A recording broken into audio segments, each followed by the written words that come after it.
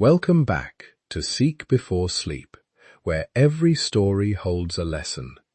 Every lesson sparks reflection, and every reflection brings you closer to wisdom.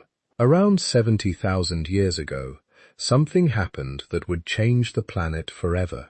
A small group of humans, maybe just a few hundred people, stood at the edge of the African continent and made a decision that seems absolutely insane when you think about it.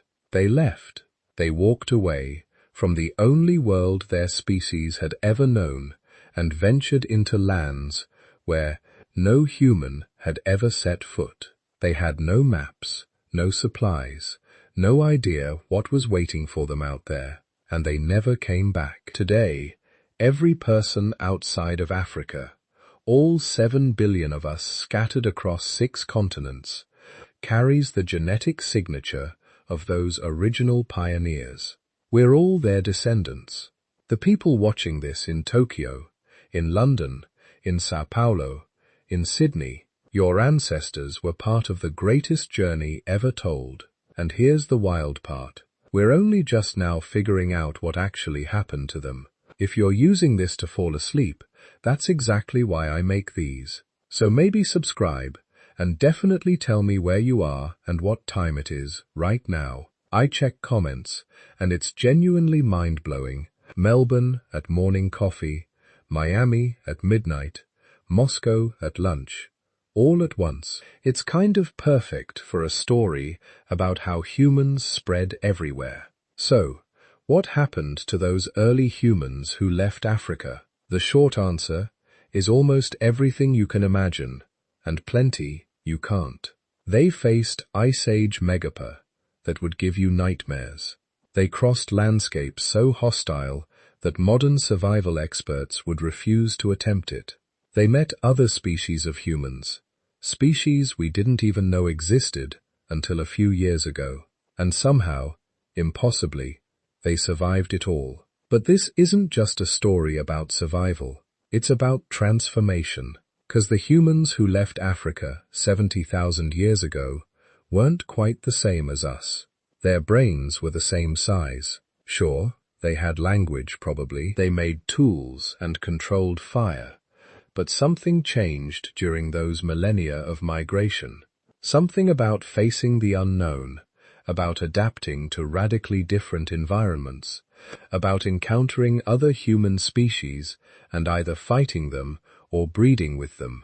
All of it shaped us into what we are today. See, for most of the last 200,000 years, humans were an African species. We evolved there. We lived there. Our bodies were designed for African climates and African ecosystems. Then suddenly, within just a few tens of thousands of years, humans were living everywhere. In the frozen Arctic, where temperatures dropped to -40, in the tropical rainforests of Southeast Asia, where different diseases lurked in every water source, in the Australian outback, where virtually nothing about the environment matched what our African ancestors had known. How did that happen? How did a species adapted for the African savanna end up thriving in literally every climate zone on Earth, except Antarctica? And what did it cost them? The discoveries scientists have made in just the last decade are genuinely shocking. We now know that those early humans who left Africa didn't just encounter harsh environments, they encountered other humans. Neanderthals in Europe and Western Asia, Denisovans in Eastern Asia, possibly other species we haven't even identified yet. And our ancestors didn't just fight these other humans, they had children with them. Today, if you're of European or Asian descent, somewhere between 1 and 4% of your DNA comes from Neanderthals. If you're of Melanesian or Aboriginal Australian descent, you're carrying Denisovan genes too. Think about that. You're not entirely Homo sapiens.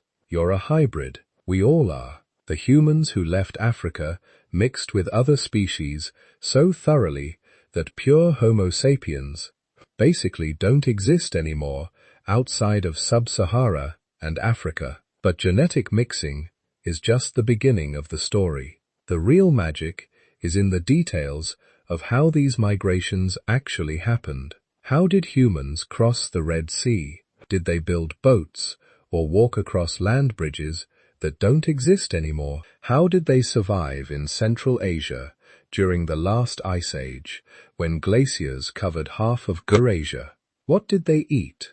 Where did they sleep? How did they protect their children?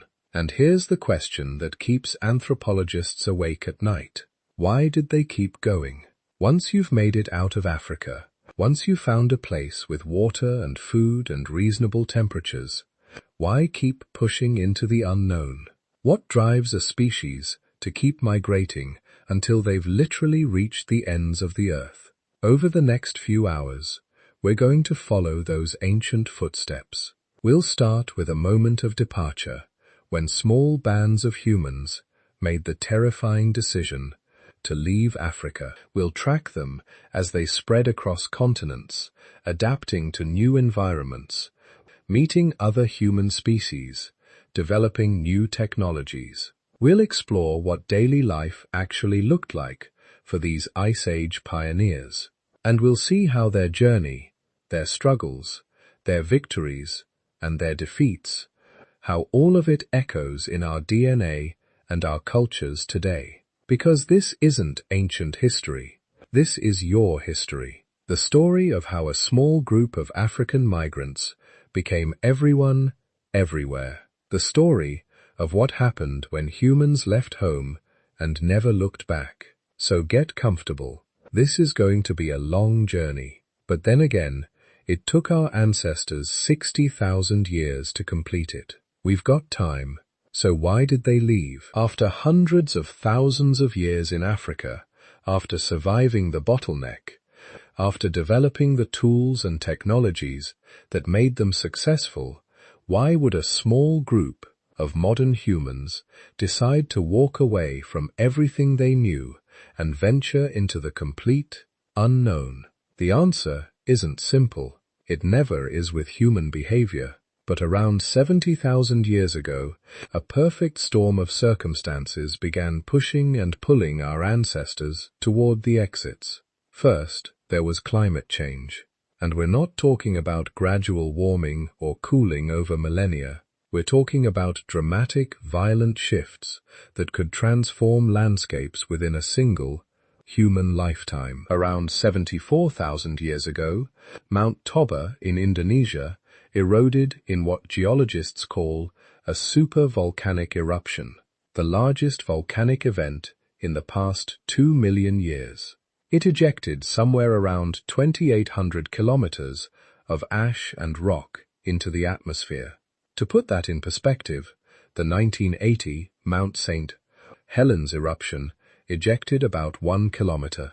October was nearly 3,000 times more powerful. The ash clouds circled the globe, blocking sunlight for years, possibly decades. Global temperatures plummeted by as much as 10 degrees Celsius in some regions. In Africa, the climate shifted rapidly from relatively stable to brutally unpredictable. Droughts became more severe, rainfall patterns changed, plant and animal populations crashed. Genetic analysis of modern human population shows evidence of what scientists call a population bottleneck around this time. Not as severe as the one 900,000 years earlier, but significant. Human numbers may have dropped to as few as 10,000 individuals worldwide, maybe less. For populations living near the coasts or in regions with access to multiple food sources, this was survivable. Difficult, but survivable. But for groups in the interior, far from water sources dependent on specific plant or animal species, it was catastrophic. This created pressure not just to survive, but to move to find new territories, with untapped resources to spread out, so that a single local disaster couldn't wipe out an entire population. But pressure alone doesn't explain why modern humans succeeded in leaving Africa when earlier attempts had failed. Because this wasn't the first time Homo sapiens had tried to expand beyond the continent. There's archaeological evidence of modern humans in the Levant, the region that's now Israel, Lebanon, and Syria, as early as 120,000 years ago. These early migrants established settlements, made tools, survived for thousands of years. Then they disappeared, completely replaced by Neanderthal populations moving south. So what was different about the migration that happened around 60,000 years ago? What had changed that allowed this attempt to succeed where earlier ones had failed? The answer is what paleoanthropologists call the cognitive revolution, and it might be the most important evolutionary development in human history. Sometime between 100,000 and 70,000 years ago, something changed in the human brain. Not anatomically. Modern human skulls from 200,000 years ago are basically identical to skulls from 50,000 years ago. The change was neurological, behavioral, cognitive. Suddenly, the archaeological record explodes with evidence of complex symbolic thinking. Cave paintings appear in Africa. Carefully crafted bone tools and jewelry, sophisticated weapons. Most importantly, evidence of long-distance trade networks suggesting complex social relationships and communication. This is when humans started thinking abstractly at a level never seen before in any species. We began creating art not just for decoration, but to convey meaning. We developed complex language capable of discussing things that weren't immediately present, past events, future plans, abstract concepts like kinship obligations and territorial boundaries. We started telling stories, and stories change everything. With language sophisticated enough to convey complex narratives, humans could share detailed knowledge about distant territories, safe routes, water sources, dangerous animals. They could maintain relationships with groups they hadn't seen in years. They could coordinate activities across vast distances and long time periods. This cognitive revolution gave the humans who left Africa around 60,000 years ago something their predecessors 60,000 years earlier hadn't possessed. A mental toolkit that made them not just adaptive, but actively innovative. Not just survivors, but explorers. When those earlier humans had encountered Neanderthals in the Levant, they were meeting a species that was physically superior and perfectly adapted to the local environment. The early modern humans had no particular advantage, so the Neanderthals, defending familiar territory with survival strategies refined over hundreds of thousands of years, won. But the humans who left Africa 60,000 years ago were different. They brought with them technologies and social structures that would prove decisive. So how did they get out? The traditional story says they walked across the Sinai Peninsula, the land bridge connecting Africa to Asia. And certainly some humans use that route. But genetic and archaeological evidence suggests the main migration happened somewhere else entirely. The Bab-el-Mandeb Strait, the narrow channel of water separating the Horn of Africa from the Arabian Peninsula. Today, it's about 20 miles wide at the narrowest point. Deep water, strong currents. Crossing it would require boats, navigation skills, serious planning. But 60,000 years ago during the Ice Age, sea levels were much lower. Massive amounts of water were locked up in glaciers. The Bab-el-Mandeb would have been only a few miles wide, possibly dotted with islands that could serve as stepping stones. This is the coastal migration theory. Instead of walking through the Sinai into the harsh deserts of the Middle East, the theory suggests modern humans crossed the Bab-el-Mandeb and then followed the coastline eastward along the shores of Arabia, Persia, India, Southeast Asia. Coastal routes have massive advantages: reliable access to water, abundant food sources from both land and sea, natural harbors and shelter, clear landmarks for navigation. For people who had spent hundreds of thousands of years living along the lakes and rivers of Africa, following coastlines would be intuitive. The problem with proving this theory is that most of those ancient coastlines are now underwater. Sea levels have risen over 300 feet since the Ice Age. The archaeological sites where those migrants would have lived are buried under hundreds of feet of ocean. But we found some evidence. Stone tools dated to around 55,000 years ago in Jebel Fire in the United Arab Emirates. Shell maidens in Oman, suggesting systematic seafood harvesting. Tool assemblages that look distinctly African rather than Middle Eastern, indicating these weren't Neanderthals, but actual migrants from Africa. Most tellingly, genetic analysis of modern populations supports the coastal route. The oldest DNA lineages outside Africa show up first in Arabia, then along the coasts of South Asia and Southeast Asia. Exactly the pattern you'd expect if people were following shorelines eastward. But whether they crossed at Bab el-Mandeb or walked through Sinai, one thing is clear: not many of them made the journey. Genetic analysis suggests the founding population of all non-African humans might have been as small as 1,000 individuals, maybe 10,000 at most. Think about that. Everyone alive today who isn't of purely African descent, all the Europeans, Asians, Native Americans, Pacific Islanders, all of us trace our ancestry back to a group of people who could have fit comfortably in a modern high school gymnasium. This makes sense from a migration perspective. Moving into unknown territory is risky. You don't send your whole tribe. You send scouts, young people, probably the adventurous ones, the ones with less to lose and more to gain from finding new hunting grounds. These pioneers would have been the best their communities had to offer, the best hunters, the most skilled tool makers, the boldest explorers. Natural selection doesn't just happen through death. It happens through who decides to take risks and who plays it safe. And what did they bring with them?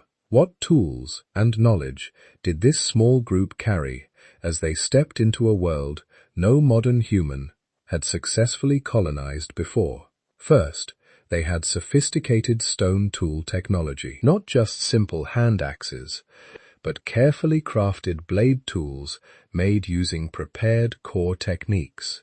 Long, sharp cutting edges created by striking flakes off specially shaped stone cores. These blades could be hafted onto wooden or bone handles with plant resins, creating composite tools that were far more effective than anything their ancestors had possessed. They had throwing spears tipped with carefully shaped stone points, not for thrusting at close range like Neanderthal spears, but for throwing from a distance, using spear throwers' atolls that could launch projectiles with deadly accuracy at ranges Neanderthals couldn't match.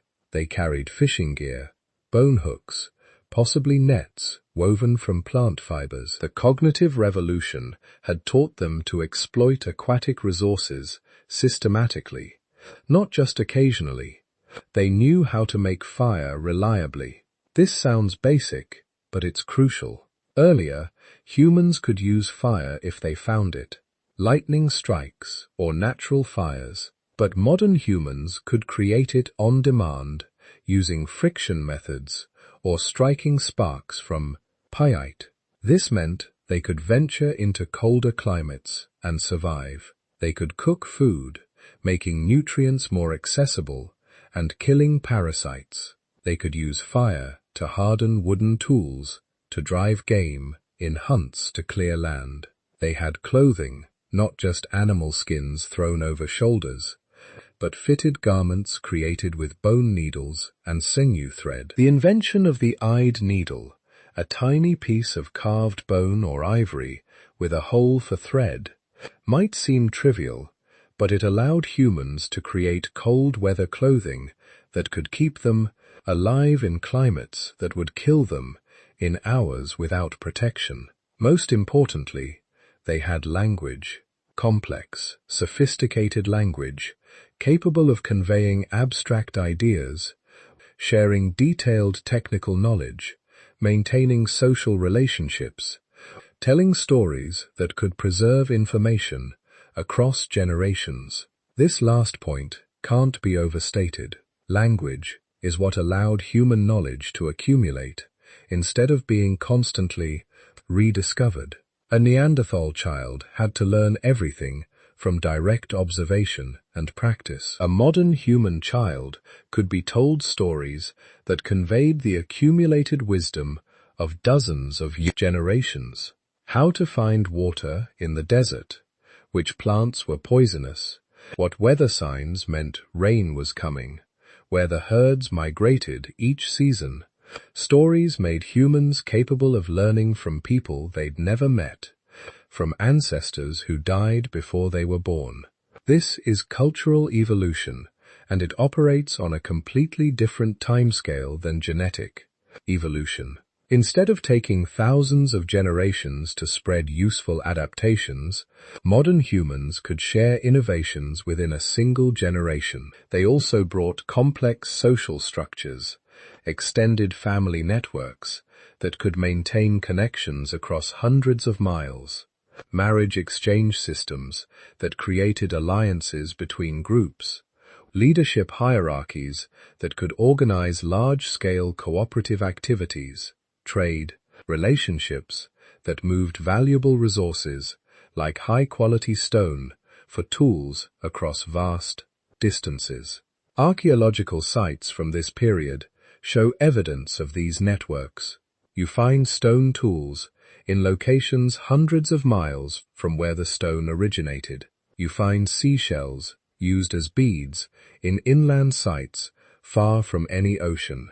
You find standardized tool designs across regions that must have shared technical knowledge through regular contact. These weren't just scattered bands of humans wandering randomly. This was a connected population capable of coordinating movement, sharing information, supporting each other across distances that would take weeks to walk. And they needed all of this because the world they were entering was already occupied, not by other modern humans, by their evolutionary cousins who had been living outside Africa for hundreds of thousands of years. Neanderthals controlled all of Europe and Western Asia. Denisovans dominated Eastern Asia. Both were perfectly adapted to their environments. Both had hundreds of thousands of years of local knowledge. Both were formidable competitors of resources. The early migrants from Africa wouldn't have known any of this.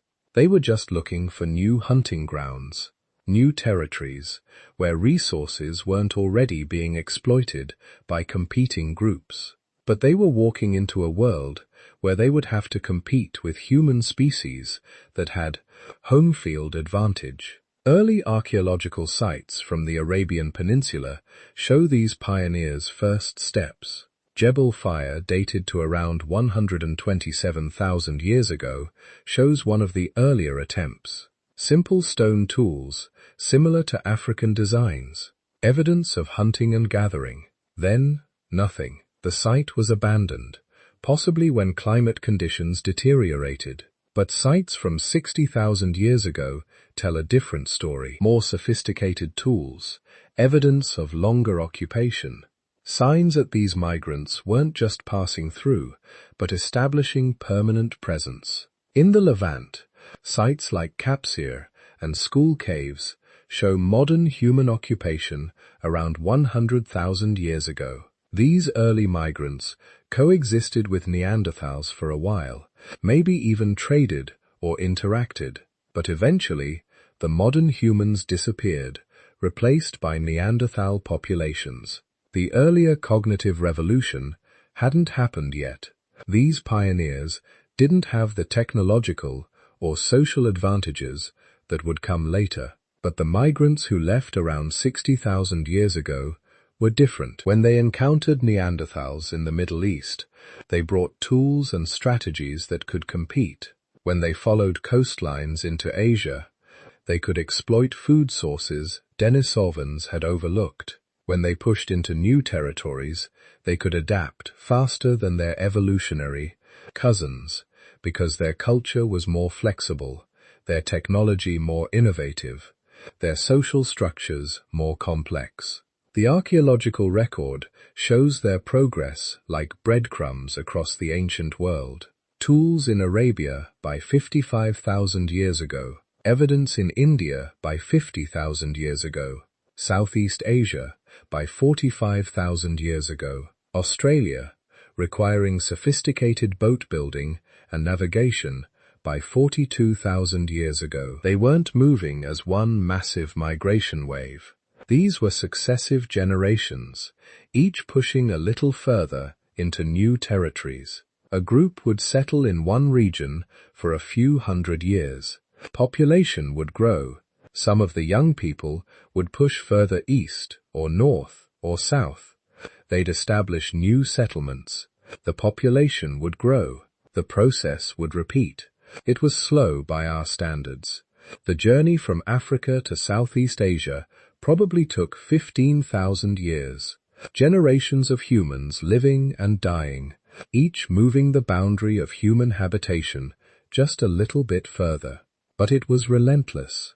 Once started, the expansion never really stopped until modern humans had reached every habitable continent. They succeeded where earlier attempts had failed because they brought something genuinely new, not bigger brains or stronger bodies. Neanderthals had them beat on both counts. They brought behavioral modernity, the complete package of cognitive abilities that made them capable of not just surviving in new environments, but thriving, innovating, constantly adapting. They brought the accumulated knowledge of hundreds of thousands of years of African survival, strategies refined during the crisis periods, into adaptability itself. They brought stories that could teach lessons without individual experience.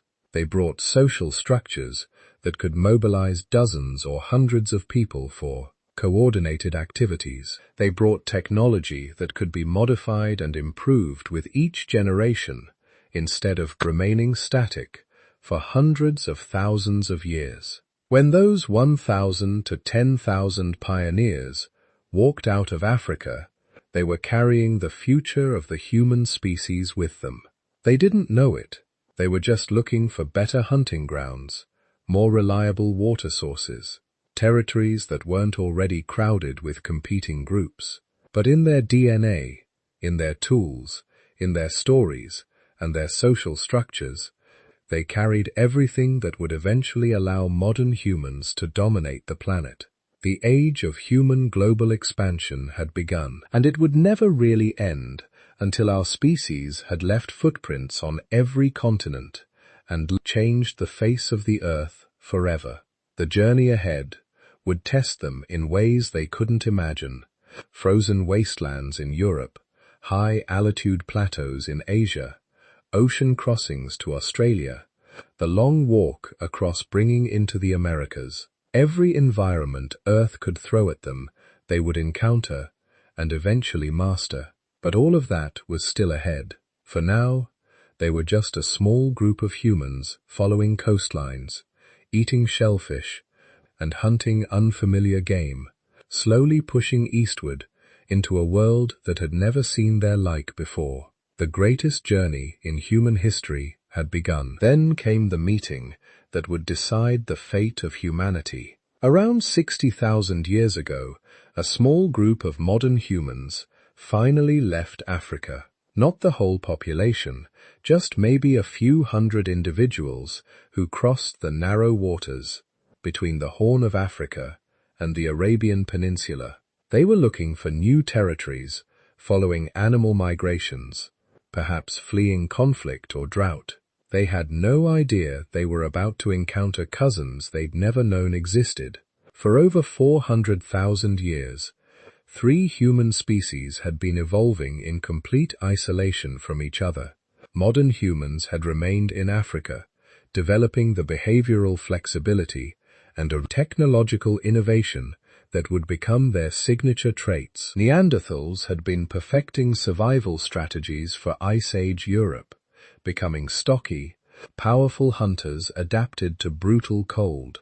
And the Denisovans, mysterious and still mostly unknown, had spread across Asia, adapting to everything from tropical islands to mountain plateaus. Now, for the first time since the post-bottleneck split, these evolutionary cousins were about to come face to face. The first encounter probably happened somewhere in the Levant, the region we now call the Middle East.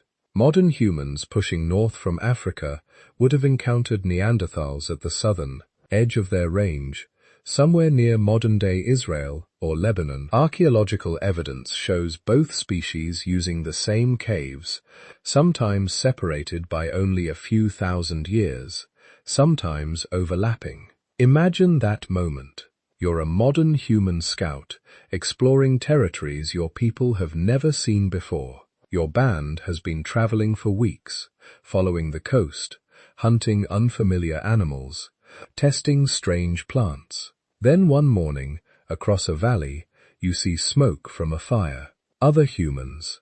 But when you get closer, something's wrong. They're human, absolutely, but different. Shorter than your people, but massively built. Shoulders like boulders. Faces that project forward with enormous brow ridges and nasal openings you could fit your thumb into. Skin probably lighter than yours, adapted to less intense sunlight. Hair possibly red or blonde, colors you've never seen on a human before. Their clothing is simple animal hides, but expertly tailored. Their spears are thick and powerful, designed for close-range thrusting rather than throwing. These are Neanderthals, your evolutionary cousins, separated for 400,000 years, but still recognizably human. What happened next is written in our DNA, and the story it tells is more complex and fascinating than anyone imagined until very recently. In 2010, a team led by Svante Pääbo at the Max Planck Institute achieved something incredible. They sequenced the entire Neanderthal genome from ancient bones, and when they compared it to modern human DNA, they found something nobody expected. Everyone of non-African descent carries Neanderthal DNA. About 1 to 4% of the genome spread throughout our chromosomes. Proof positive that our ancestors didn't just encounter Neanderthals, they interbred with them. This was revolutionary. For decades, the prevailing theory had been that modern humans and Neanderthals were separate species that competed for resources, but never interbred. The DNA evidence shattered that assumption completely. Not only did we interbreed, we did it multiple times over tens of thousands of years. The genetic signatures show at least 3 major episodes of interbreeding, probably more, whenever and wherever the two species ranges overlapped. But here's what's really remarkable. This interbreeding was successful. The hybrid offspring weren't sterile like mules.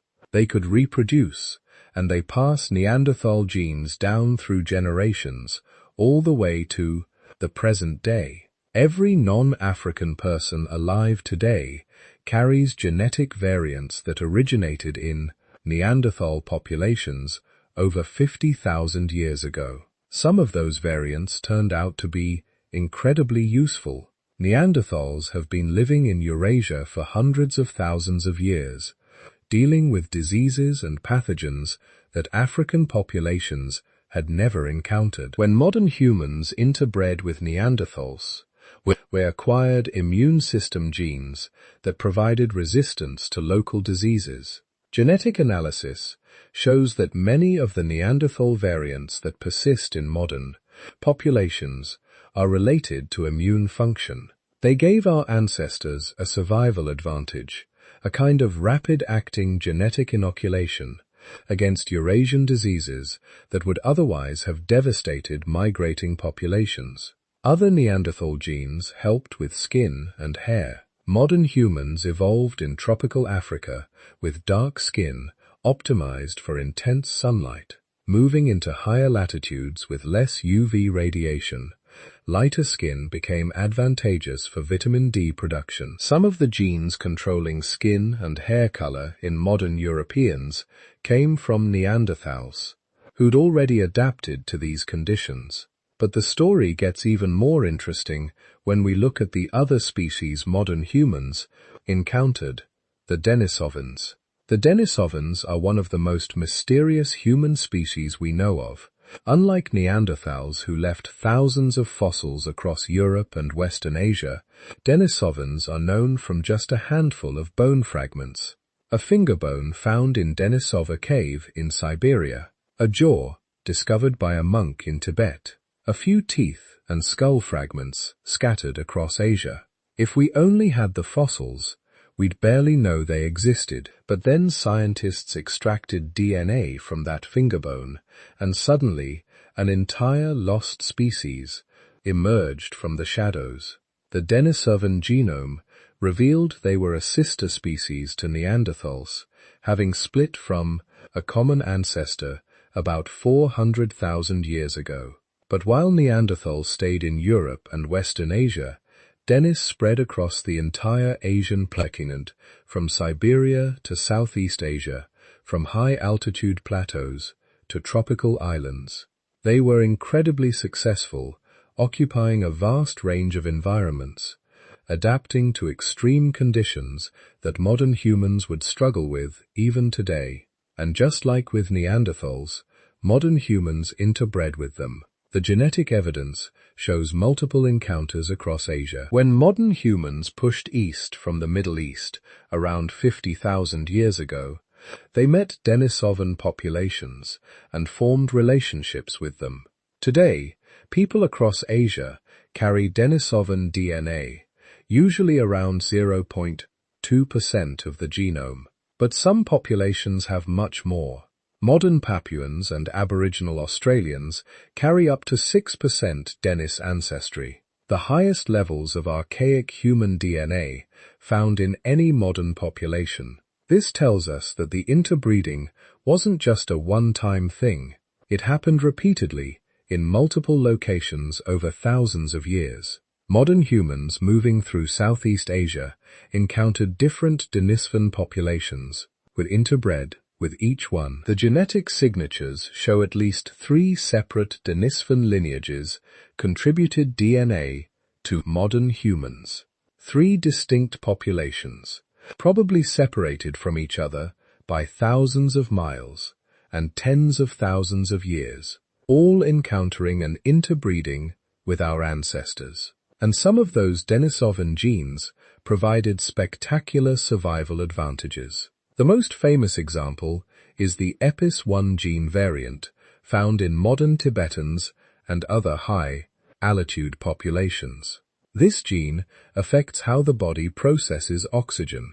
At high altitudes where oxygen is scarce, most people develop altitude sickness. Their blood thickens with extra red blood cells, putting strain on the heart and causing serious health problems. But people with the Denisovan EPAS1 variant don't have this problem. Their bodies regulate oxygen more efficiently, allowing them to live comfortably at altitudes that would incapacitate others. This gene came directly from Denisovans. Genetic analysis shows the Denisovan population that contributed this variant was living on the Tibetan plateau probably for hundreds of thousands of years, long enough for natural selection to create this remarkable adaptation. When modern humans arrived and interbred with them, they acquired in a single generation an adaptation that would have taken hundreds of thousands of years to evolve naturally. Other Denisovan genes seem to have helped with immune function in tropical environments, resistance to specific parasites, and metabolism of certain foods. Just like the Neanderthal genes, these weren't genetic junk. They were tested, proven survival adaptations that modern humans acquired through interbreeding. But here's the question that haunts this story. If interbreeding was happening, if relationships were forming, if hybrid children were being born and thriving, why did Neanderthals and Denisovans eventually go extinct? The answer isn't simple. It definitely wasn't genocide. The genetic evidence would look very different if modern humans had simply killed off their evolutionary cousins. What we see instead is a long, complex process of interaction, competition, and gradual displacement that played out over tens of thousands of years. In the Middle East, the first contact zone, control of the region, shifted back and forth repeatedly. Climate would change, and Neanderthals would push south into areas modern humans had occupied. Then conditions would shift again, and modern humans would expand north. Archaeological evidence shows caves being occupied alternately by different species, sometimes with gaps of only a few centuries between occupations. Neither species could establish permanent dominance until modern humans developed what archaeologists call the Upper Paleolithic Toolkit around 45,000 years ago. This was a technological revolution. Sophisticated spear throwers that could kill from 30 meters away. Bone needles, allowing fitted insulated clothing for extreme cold. Fishing hooks and nets, opening up aquatic food sources. Systematic blade production, creating long, sharp cutting edges from minimal stone. These weren't just better tools. They were force multipliers that changed the competitive equation completely. A Neanderthal hunting party needed to get close to prey using heavy thrusting spears that required tremendous strength and courage.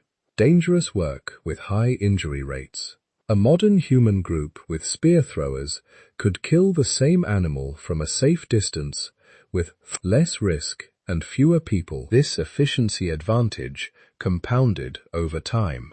Smaller groups could control larger territories. Fewer hunting accidents meant faster population growth.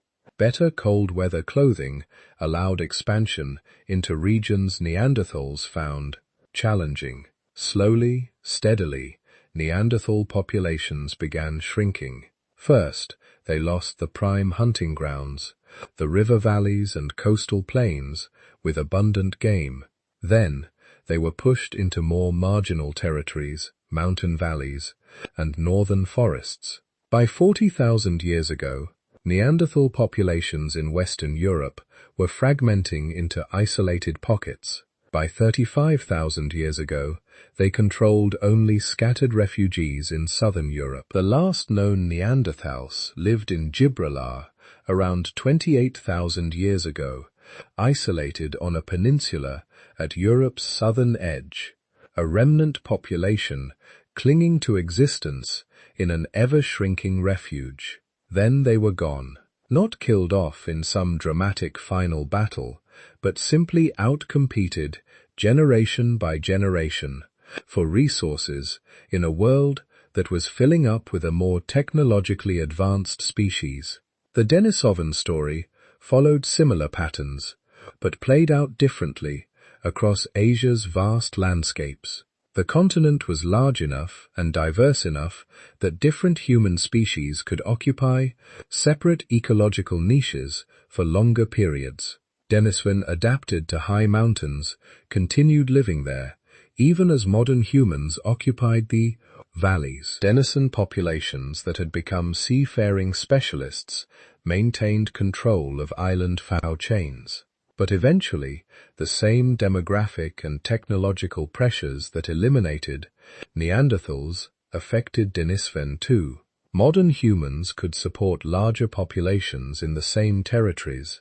They innovated faster, developing new technologies every few thousand years. While Denisovan, like Neanderthals, tended toward technological conservatism, They could exploit a wider range of food sources, making them less vulnerable to environmental changes. The genetic evidence suggests some Denisovan population survived surprisingly late. There are hints of interbreeding events in Southeast Asia as recently as 25,000 years ago, long after Neanderthals had disappeared from Europe. But one by one, Denisovan populations were absorbed through interbreeding, displaced by expanding modern human populations, or simply went extinct as their numbers dwindled below viable levels.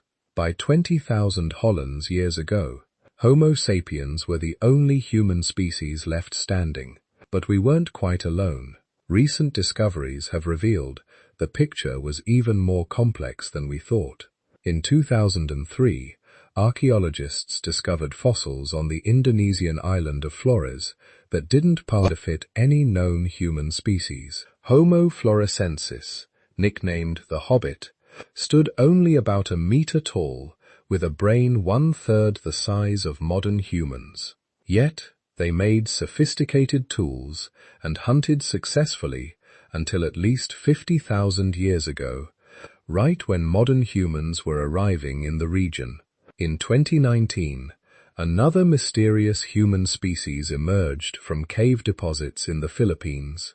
Homo lucenensis, known from a handful of bones, showed a bizarre mix of primitive and advanced features. They had curved finger bones, suggesting they still climbed trees regularly. But they also made stone tools and successfully colonized an island that required water crossings to reach. The genetic evidence hints at even more unknown species. DNA analysis of modern Asian populations shows traces of ghost lineages, genetic variants that don't match any known human species. These might be from Denisovan populations we haven't discovered yet, or they might represent entirely unknown species that interbred with our ancestors and then vanished. What all this tells us is that the human family tree during the late Pleistocene was far bushier than anyone imagined. Even 20 years ago, modern humans emerging from Africa around 60,000 years ago entered a world that was full of other human species. Some we've discovered and named. Others we know only from genetic shadows. Some we probably haven't found yet. And our ancestors encountered them, interacted with them, formed relationships with them, and sometimes had children with them. This wasn't conquest or genocide. It was something more complex. Competition mixed with cooperation. Displacement mixed with integration. A long, gradual process where one species, through a combination of technological innovation, demographic advantage, and behavioral flexibility, slowly came to dominate, while the others faded away. But those other species didn't disappear completely. They live on in us. That Neanderthal DNA, helping your immune system fight off infections. Those Denisovan genes, helping Tibetans live at extreme altitudes. Unknown variants from unnamed species, hidden in our genomes, still doing their jobs, after tens of thousands of years. The question of why modern humans succeeded where our cousins failed brings us back once again to the bottleneck. All three post-bottleneck species, modern humans, Neanderthals, and Denisovans, inherited the same genetic toolkit from those Takun 280 survivors. Intelligence, cooperation, technological innovation, adaptability. All three species had these traits.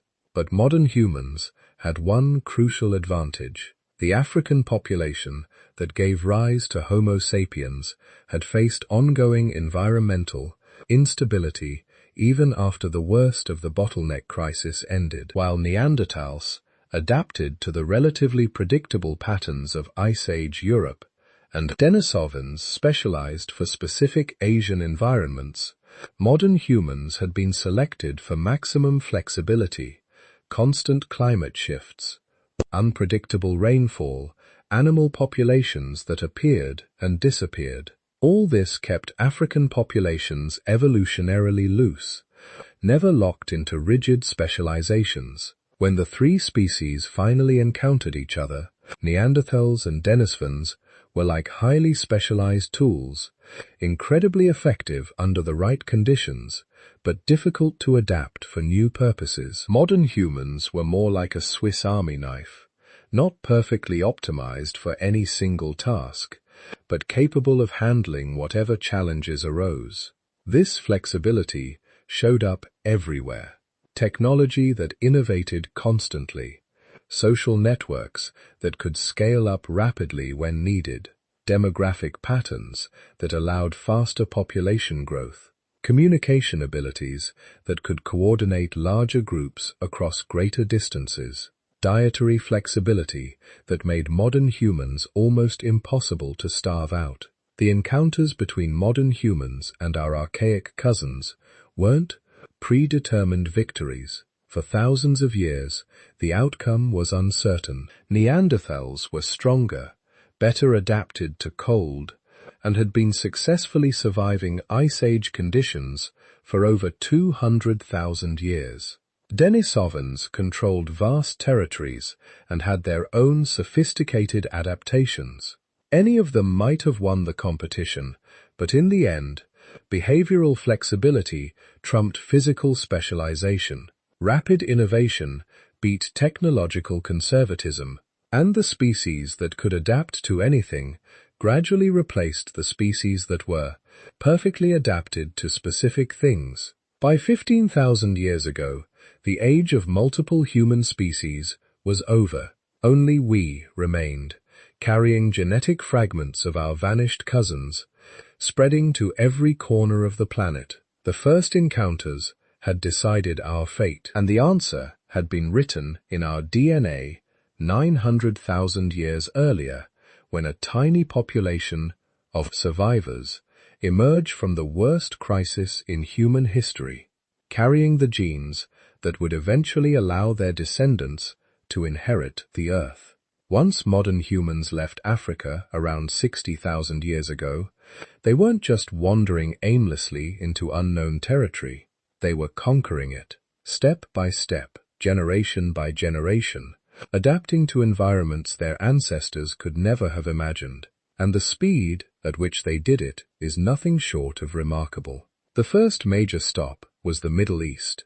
Archaeological sites like School and Kufs, in what is now Israel, show us that modern humans had established themselves in this region by at least 50,000 years ago, maybe earlier. These weren't temporary camps. These were proper settlements, places where people lived for generations, raised families, buried their dead with care and ceremony.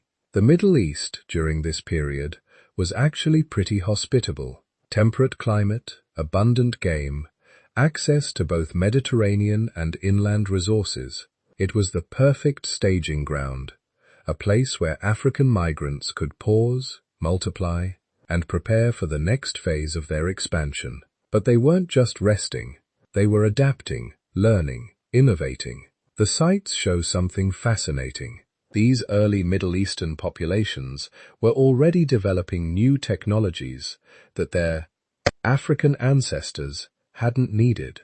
More sophisticated projectile weapons for hunting larger prey, better techniques for processing plant foods from temperate species that didn't where has exist in Africa.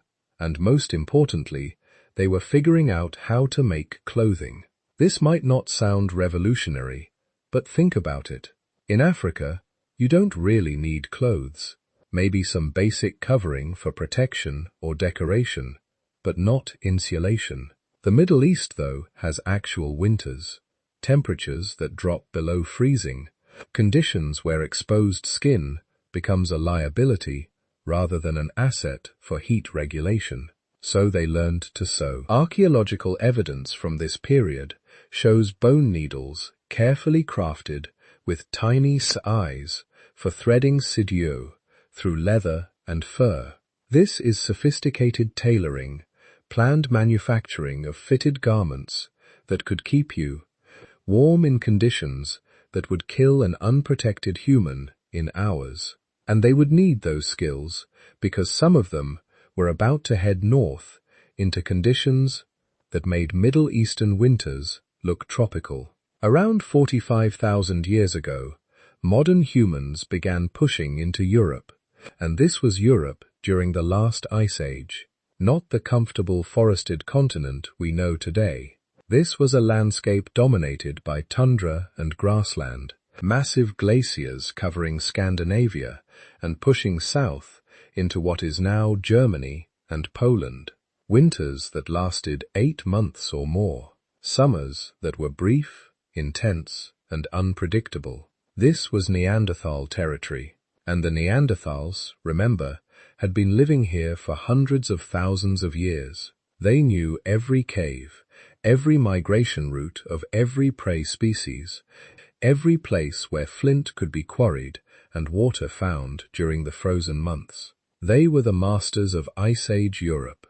And yet, within just a few thousand years, modern humans had not only established themselves here, they had created something entirely new, something archaeologists call the Aurignacian culture. The Aurignacian sites are unlike anything that came before them. We're talking about the oldest sophisticated art in Europe, cave paintings at Chauvet in France, dating to about 37,000 years ago, showing horses, lions, rhinoceros, rendered with stunning detail and artistic skill. These weren't crude scratches. These were compositions, planned artworks that required multiple sessions, scaffolding to reach high cave walls, and most importantly, leisure time. You don't create art when you're barely surviving. Art emerges when a society has become efficient enough at meeting basic needs that people can sounds Whittier.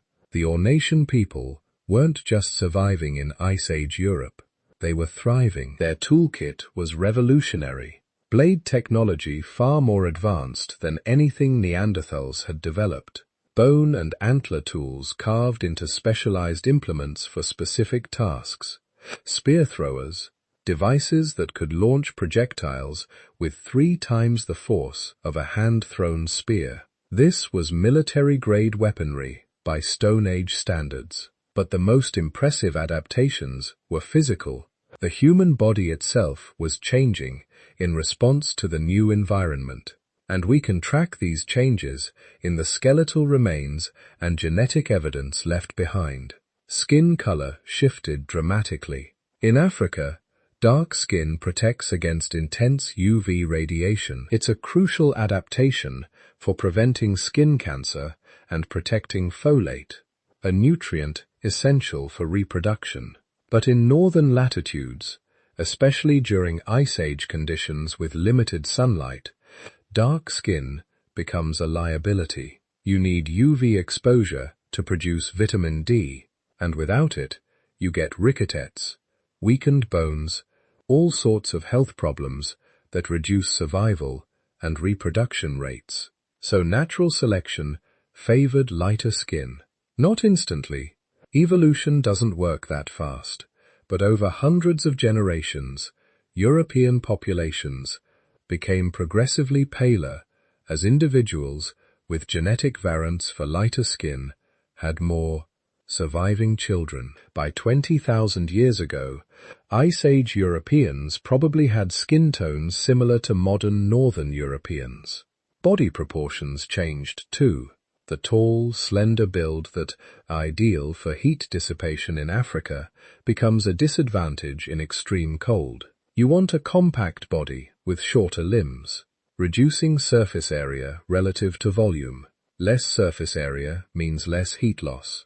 Natural selection favored stockier builds in northern populations. We can see this in the skeletal remains. Early modern humans in Europe show progressively shorter, more robust proportions the longer they lived in cold climates. Not Neanderthal-level robustness, but definitely more compact than their African ancestors. And there were metabolic changes we can only detect through genetic analysis. variants that affected how the body processed fats, crucial for surviving on a high-protein, high-fat diet dominated by large game, adaptations in genes related to cold tolerance and energy metabolism, changes in immune system genes responding to new pathogens encountered in Eurasia. The human body was being resculpted by natural selection to match its new environment, but cultural adaptations were happening even faster than biological ones. Shelter construction became critical. In Africa, you can sleep under a tree or in a simple lianto most of the year. In Ice Age Europe, inadequate shelter means death. So they built sophisticated dwellings, mammoth bone huts, using the massive skulls and long bones as structural supports, covered with hides and turf for insulation. Semi-subterranean pit houses dug into the ground for thermal mass and protection from wind. Some sites show evidence of hearths designed to maximize heat retention and minimize smoke. These weren't crude camps. These were engineered structures that required planning, cooperation, and technical knowledge passed down through generations. At the same time, other groups were heading east across Asia, and this was a completely different kind of adaptation challenge. The Asian expansion followed two main routes. Some groups moved north through Central Asia, following river systems like the Obain into Siberia. Others moved south and east, following coastlines through India, Southeast Asia, eventually reaching Indonesia and beyond. The coastal route was probably easier, at least initially. Coastlines provided consistent resources: shellfish, fish, seabirds, marine mammals. You could keep moving east, following the shore, never straying too far from food and water. Archaeological evidence suggests these coastal migrants moved fast from the Middle East to Southeast Asia in maybe 10,000 years. That's covering 8,000 meters in 400 generations. Not a leisurely stroll, but not a desperate flight either.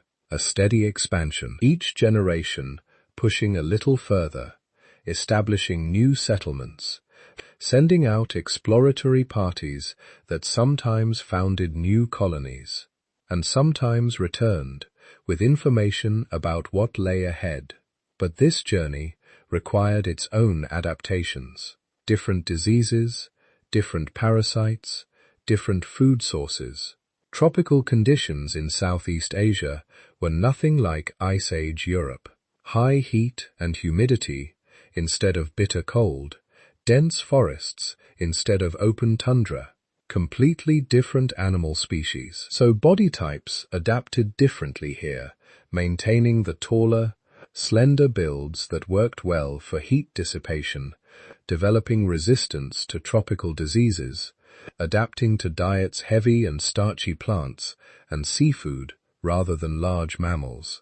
And they were innovating technologically in unique ways. Evidence suggests these Southeast Asian populations developed sophisticated boat-building skills far earlier than their European cousins. You can't reach many of the islands in Indonesia and the Philippines by accident. You need boats capable of open water voyaging, planning expeditions, navigation techniques that let you return home. Some researchers think these coastal populations developed the first true maritime cultures, people who spent as much time on water as on land, communities that built their entire survival strategy around ocean resources. The northern route through Central Asia was harder, colder conditions, less predictable resources. But those who took this path eventually became the ancestors of Native Americans, the people who had crossed the Bering Land Bridge into an entire hemisphere of new territory. We'll get to that story. For now, what matters is that they survived conditions almost as harsh as Ice Age Europe, while maintaining the ability to keep moving east. Then there's the Isham individual, one of the most important fossil discoveries in human evolution, found in western Siberia, dating to about 45,000 years ago. Just a single thigh bone, but the DNA preserved in it tells an incredible story. This person, and we know it was a man from the genetic analysis, lived during the earliest phase of the Eurasian expansion. His genome shows he was more closely related to both ancient Europeans and ancient Asians than either group is to each other. That means he lived before those populations had fully diverged. He represents a time when the expanding modern human population hadn't yet split into distinct regional groups. But here's what's remarkable. He was already living in western Siberia 45,000 years ago. This is just a few thousand years after modern humans first left Africa. The speed of this expansion is breathtaking. His ancestors had left tropical Africa, crossed the Middle East, and pushed deep into one of the coldest inhabited regions on Earth in maybe 200 generations.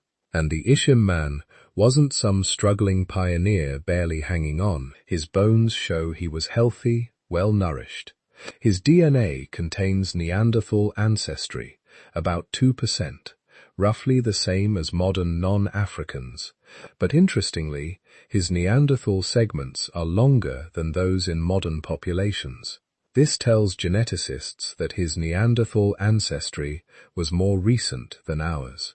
He lived closer in time to the actual interbreeding events. Is a snapshot of humanity in transition, no longer purely African, not yet fully adapted to Eurasian conditions. A person caught between worlds, carrying the genetic legacy of multiple species, adapting in real time to one of the harshest environments humans had ever attempted to inhabit. Further west, the Kosteni sites in Russia tell another crucial part of this story. A cluster of archaeological sites along the Don River, occupied repeatedly between 45,000 and 30,000 years ago. These represent some of the earliest modern human settlements in Europe proper, not the Middle Eastern fringe, but deep in the continental interior. And what's fascinating about Kosteni is the sophistication of the remains. We're talking about structures 65 feet long, made from mammoth bones and wood with multiple hearths, suggesting communal living spaces. Storage pits containing thousands of stone tools, evidence of long-term planning and resource management. Ornaments made from shells that came from the Black Sea 300 meters away, and proof of trade network stretching across vast distances. The people at Kosteni weren't just surviving.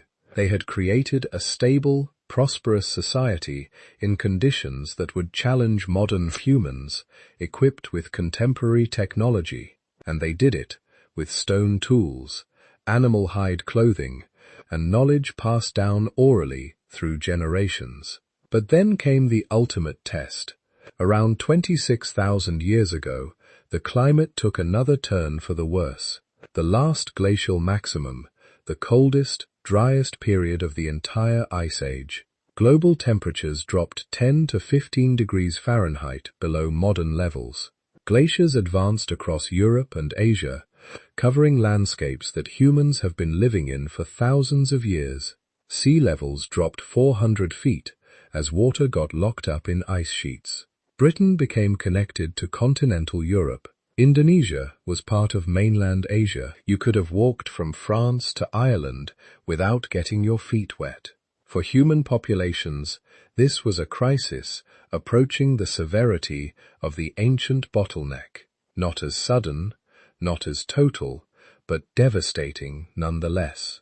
Large areas that had supported human populations became uninhabitable. Groups were forced south into refuge zones. Spain and southern France and Europe, the Black Sea coast, Southeast Asia, populations that had been growing and expanding for 20,000 years were suddenly compressed into shrinking territories. But they survived because all those adaptations, cultural and biological, that they had been developing, paid off during this crisis. The clothing technology that had been refined over thousands of years let them endure temperatures that would kill an unprotected human in minutes. Layered garments made from fur and leather, sewn with sinew thread, using bone needles. Insulated footwear, protective headgear. This was sophisticated cold weather gear that wouldn't have looked out of place on a modern Arctic expedition. The shelter construction techniques they had mastered meant they could build dwellings that retained heat even when the outside temperature dropped to -40. The hearth designs that directed heat where it was needed and evacuated smoke efficiently. The semi-subterranean construction that used the earth itself for insulation. The food storage and preservation methods they had developed using natural refrigeration in permafrost, drying and smoking meat, processing plant foods in ways that extended their shelf life. These techniques let them survive the long winters when hunting was nearly impossible and plant foods were completely unavailable, and most importantly, the social networks they had created. During the glacial maximum, survival wasn't about individual families toughing it out alone. It was about communities supporting each other, trade networks sharing resources when local conditions failed, knowledge being passed between groups about which areas still had game, where water could be found, how to adapt techniques that worked in one refuge zone to conditions in another. The genetic evidence from this period shows something remarkable. Despite being compressed into these refuge zones, despite population crashes that might have reduced total numbers by 60 or 70%, humans maintain genetic diversity better than might be expected. This suggests the social networks were functioning.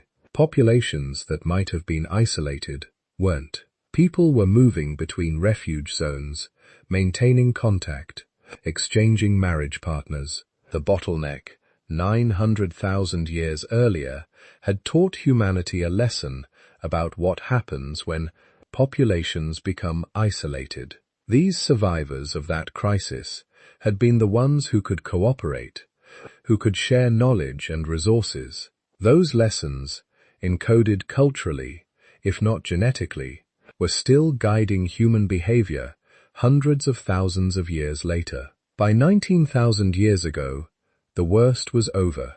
Temperatures began to rise. As the glaciers retreated, sea levels came up, and the human populations that had sheltered in refuge zones began expanding again back into the territories their ancestors had abandoned, and into new lands that had never seen human footprints. They emerged from the glacial maximum fundamentally changed. The technological innovations developed during the crisis, better tools, better clothing, better social organization. These didn't disappear when conditions improved. They became part of the standard human toolkit. The adaptations, both physical and cultural, that had allowed survival in the harshest conditions, now made humans incredibly efficient at exploiting any environment. The stage was set for the final phase of human expansion, the colonization of the last uninhabited continents, and the transformation from nomadic hunter-gatherers into the agricultural civilizations that would eventually dominate the planet. But we're getting ahead of ourselves, because there's still an incredible story to tell about how humans reach the most remote and challenging environments on Earth. Islands in the Pacific that required sophisticated navigation, the Americas empty of human presence, waiting to be discovered. Even the harsh deserts and high mountains that seemed utterly inhospitable to life. That journey from the frozen refuges of the last glacial maximum to every corner of the planet is what comes next. And it's every bit as remarkable as the adaptation to Ice Age Europe and tropical Asia, because humans weren't done adapting yet. Not by a long shot. While modern humans were encountering Neanderthals in the Middle East and Denisovans in Asia, some groups were pushing even further. Not content with colonizing familiar environments, they were about to attempt something unprecedented in the history of life on Earth. They were going to cross open ocean. Around 65,000 years ago, maybe as early as 70,000, a small group of modern humans stood on the shores of Southeast Asia, staring across the water at a land that no human had ever seen. Australia.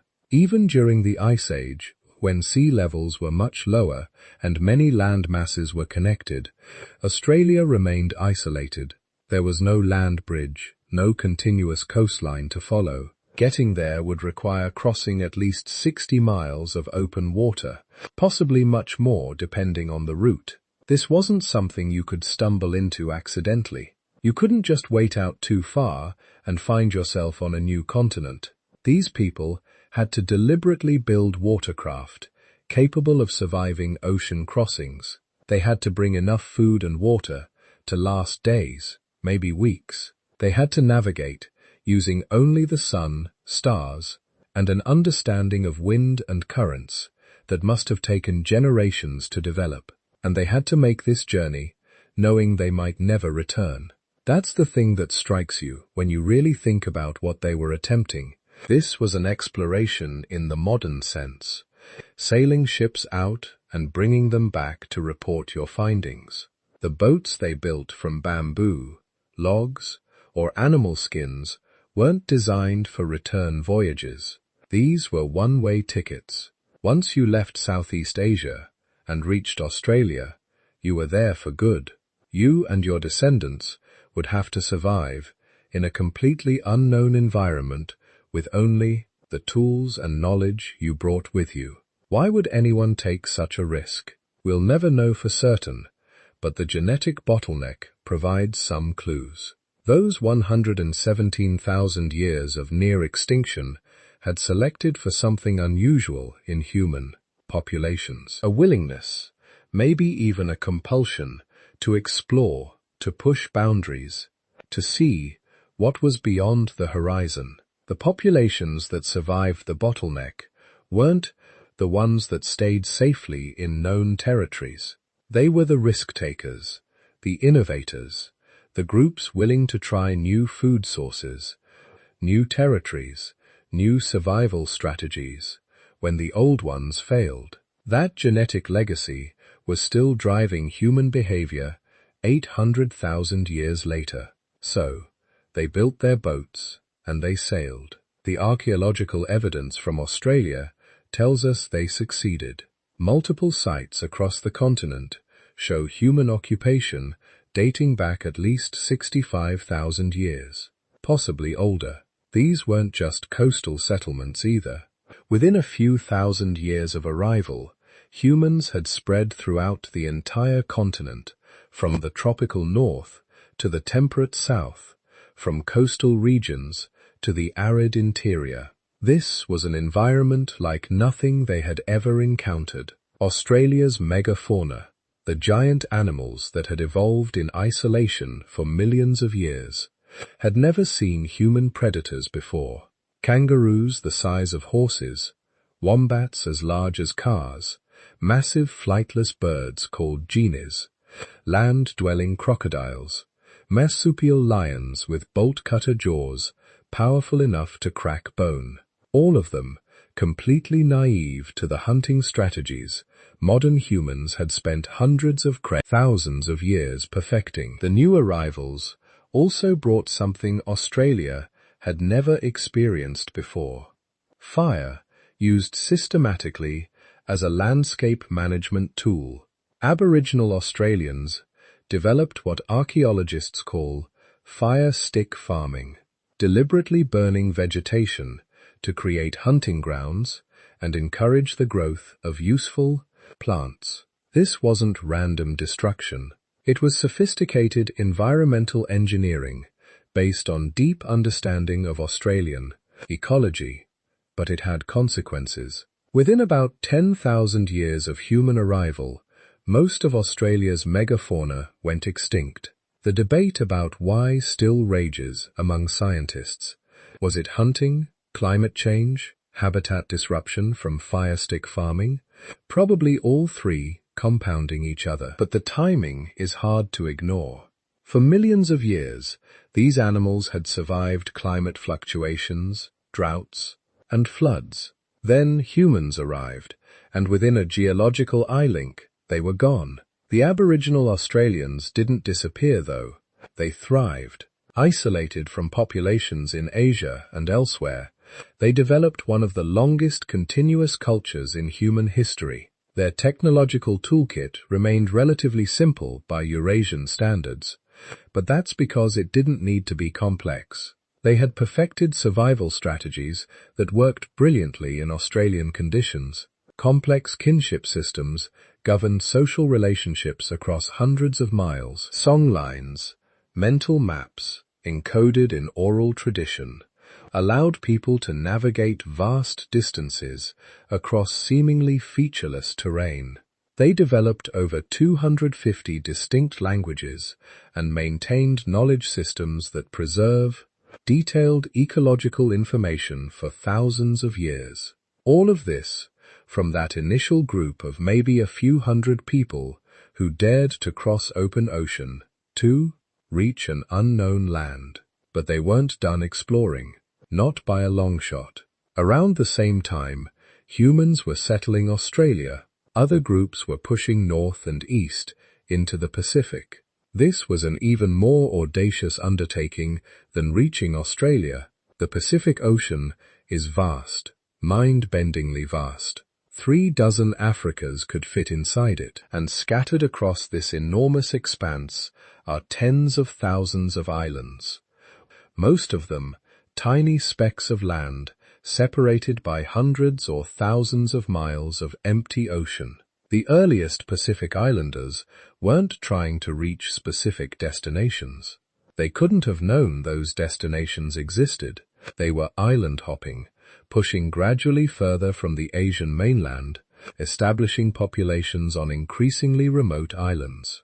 Each successful voyage required sophisticated maritime technology, double-hulled canoes that could carry people, supplies, and breeding pairs of animals and plants. Navigation techniques that used wave patterns, bird behavior, and celestial observations to find land beyond the horizon. Social organization capable of mounting expeditions, requiring dozens of people and months of preparation. And it required something else, an almost incomprehensible tolerance for risk. Modern computer simulations have tried to calculate the odds of successfully reaching remote Pacific islands using prehistoric navigation techniques. The results are sobering. Many voyages would have failed. Boats would have missed their targets by miles and sailed into empty ocean until everyone aboard died of thirst. Others would have been swamped by storms or driven onto reefs. But some succeeded, and that was enough. By 50,000 years ago, humans had reached New Guinea. By 30,000 years ago, they had settled islands in the Bismarck Archipelago and the Solomon Islands. These early Pacific Islanders encountered and interbred with Denisovan populations already living in the region, which is why modern Pacific Islanders carry the highest percentages of Denisovan DNA found in any living population, up to 6% in some groups. The settlement of the remote Pacific would continue for tens of thousands of years. Fiji was reached about 3,500 years ago, Hawaii about 1,500 years ago. New Zealand, the last major landmass to be permanently settled by humans, was colonized only about 800 years ago. Each successful voyage represented a triumph of human ingenuity, courage, and that same restless drive to explore that had been selected for during the bottleneck. While some human populations were learning to navigate the Pacific, others were preparing to cross into an entirely new hemisphere, North and South America. The Western Hemisphere had never seen human footprints for over 3 million years, while human ancestors had been evolving in Africa and spreading across Europe and Asia. The Americas had developed their own unique ecosystems in complete isolation. Getting there would require crossing from Asia into Alaska, which sounds simple enough, except that between Asia and Alaska lies the Bering Strait. Today, it's about 50 miles of cold, rough ocean. But during the Ice Age, when vast quantities of water were locked up in glaciers, sea levels dropped by over 300 feet. The Bering Strait became the Bering Land Bridge, a vast plain of grassland and tundra connecting Siberia and Alaska. This is where traditional models of American colonization focused. People following Ice Age megapora, mastodons, giant bison, saber-toothed cats, across the land bridge and down through an ice-free corridor between massive glaciers covering Canada. The timeline was neat and simple. Crossing happened around 13,000 years ago. Migrants moved rapidly south. Within a few thousand years, humans had reached the southern tip of South America. Except the evidence keeps refusing to cooperate with this tidy narrative. In recent decades, archaeological sites across the Americas have been revealing human occupation that's older, sometimes much older, than the traditional model allows. Monteverde and Chile shows human occupation dating to at least 14,500 years ago, possibly 18,500. That's particularly problematic because Chile is 10,000 meters from Alaska. If people were there 18,500 years ago, they had to have crossed into the Americas much earlier. Other sites in Mexico, Brazil, and the United States push dates back even further. Some researchers argue for human presence in the Americas 30,000 years ago or more. Each new finding triggers fierce debate. Dating methods are questioned, artifacts are analyzed, alternative explanations are proposed, but the weight of evidence is slowly building toward conclusion that would have seemed radical 20 years ago. Multiple waves of migration, different routes, coastal pathways, not just inland corridors. Some groups might have arrived by boat, hugging the Pacific coast from Asia through Alaska, and down the western edges of North and South America. This would explain how people reach South American sites so quickly. They weren't walking 10,000 meters through unknown territory. They were following coastlines using maritime skills developed from Pacific island hopping. The genetics support this complexity. Native American populations show relationships to multiple Asian source populations. Some genetic lineages connect northern Siberian groups. Others show unexpected links to populations from southern Asia and even Australia. There's evidence of at least 4 separate migration events, possibly more, each bringing people with different genetic backgrounds and cultural traditions. What all these migrants found when they arrived was a pristine wonderland. The Americas had never been hunted by human predators. Mammoths, mastodons, giant ground sloths, enormous beavers the size of bears, horses, camels, all of them had evolved with no fear of human hunting strategies. Archaeological sites from this period show evidence of incredibly successful hunting. Multiple mammoths killed at single locations, processing sites where entire herds of animals were butchered.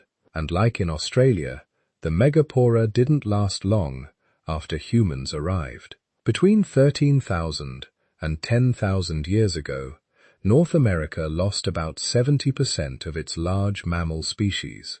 South America lost about 80%. Mammoths, mastodons, giant ground sloths, saber-toothed cats, short-faced bears, dire wolves. Dozens of species that had thrived for millions of years all went extinct within a few thousand years of human arrival. Again, the debate rages. Climate change was happening simultaneously.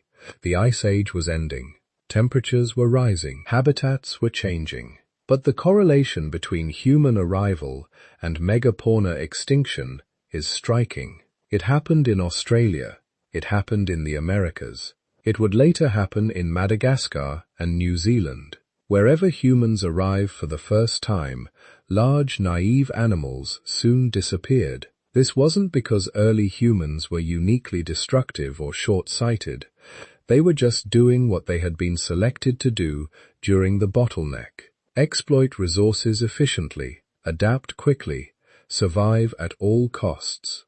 The problem was that these animals had no evolutionary experience with human hunting. Strategies they didn't know to be afraid. By the time natural selection could have taught them defensive behaviors, it was too late. Populations were too small, too fragmented. The extinction cascade had begun. But while the megafauna were disappearing, human populations were exploding. The Americas offered enormous territories with relatively few people competing for them. Groups could spread out, occupy vast ranges, develop distinct cultures in relative isolation. Within a few thousand years, humans had adapted to every environment the Western Hemisphere offered. Arctic tundra in northern Alaska and Canada, where people developed sophisticated cold weather technologies and hunting strategies focused on seals, walrus, and whales. Temperate forests in eastern North America, where abundant game and plant resources supported growing populations. Great Plains, where nomadic groups followed vast bison herds. Deserts in the Southwest, where people learned to exploit scarce water sources and developed drought-resistant crops. Tropical rainforests in Central and South America, where groups mastered the complex ecology of one of Earth's most biodiverse environments. The high Andes, where people adapted to extreme altitudes, thin air, and temperature extremes. Each environment demanded different survival strategies, different technologies, different social organizations. And because the Americas are so vast and groups were so spread out, these different populations developed in relative isolation for thousands of years. Languages diverged. By the time Europeans arrived in the 1500s, Native Americans spoke over ones and distinct languages from dozens of unrelated language families. Technology specialized. Arctic peoples became master marine mammal hunters. Great Plains groups developed sophisticated strategies for hunting bison on foot long before horses were reintroduced from Europe. Southwest Western peoples became expert farmers in marginal environments. Amazonian groups cultivated thousands of useful plant species in what seemed like wilderness, but was actually carefully managed forest. Cultures diversified. Some groups remained nomadic hunter-gatherers. Others developed permanent villages. Some created complex hierarchical societies. Others maintained egalitarian bands. Religious beliefs, art styles, social customs, all flourished in hundreds of different forms. But they all shared something fundamental. They were all descendants of those original migrants who had crossed into a new hemisphere. They all carried the genetic legacy of the bottleneck survivors, that chromosomal fusion marking them as human. The reduced genetic diversity that came from being descended from a tiny population that had nearly gone extinct, the cognitive adaptations that had been selected for during the 117,000 years of crisis. And they all shared that drive to explore, to adapt, to survive in whatever environment they encountered. From the Arctic to Tierra del Fuego, from Pacific coasts to Caribbean islands, human populations had proven they could thrive anywhere. They could modify their technologies, their diets, their social systems, whatever it took to make a living in new environments. By 10,000 years ago, modern humans had achieved something unprecedented in the history of complex life on Earth. They had colonized every continent except Antarctica. They had adapted to every major ecosystem, from tropical rainforests to frozen tundra, from coastal marshes to high-altitude plateaus, from temperate grasslands to arid deserts. They had crossed oceans, scaled mountains, traversed deserts. They had encountered and outlasted their evolutionary cousins, and they had done it all in less than 60,000 years. To put that in perspective, it had taken their ancestors millions of years to spread across Africa. It had taken hundreds of thousands of years for earlier human species to colonize Europe and Asia, but modern humans, products of the bottleneck, had circled the globe in a tiny fraction of that time, not because they were biologically superior in simple ways like strength or speed, but because they had been shaped by near extinction into something uniquely adaptable. They could innovate new technologies rapidly when circumstances changed. They could modify social systems to handle new challenges. They could learn from each other and from their environment. They could look at an obstacle, whether it was open ocean, frozen wasteland, or trackless desert, and figure out a way across it.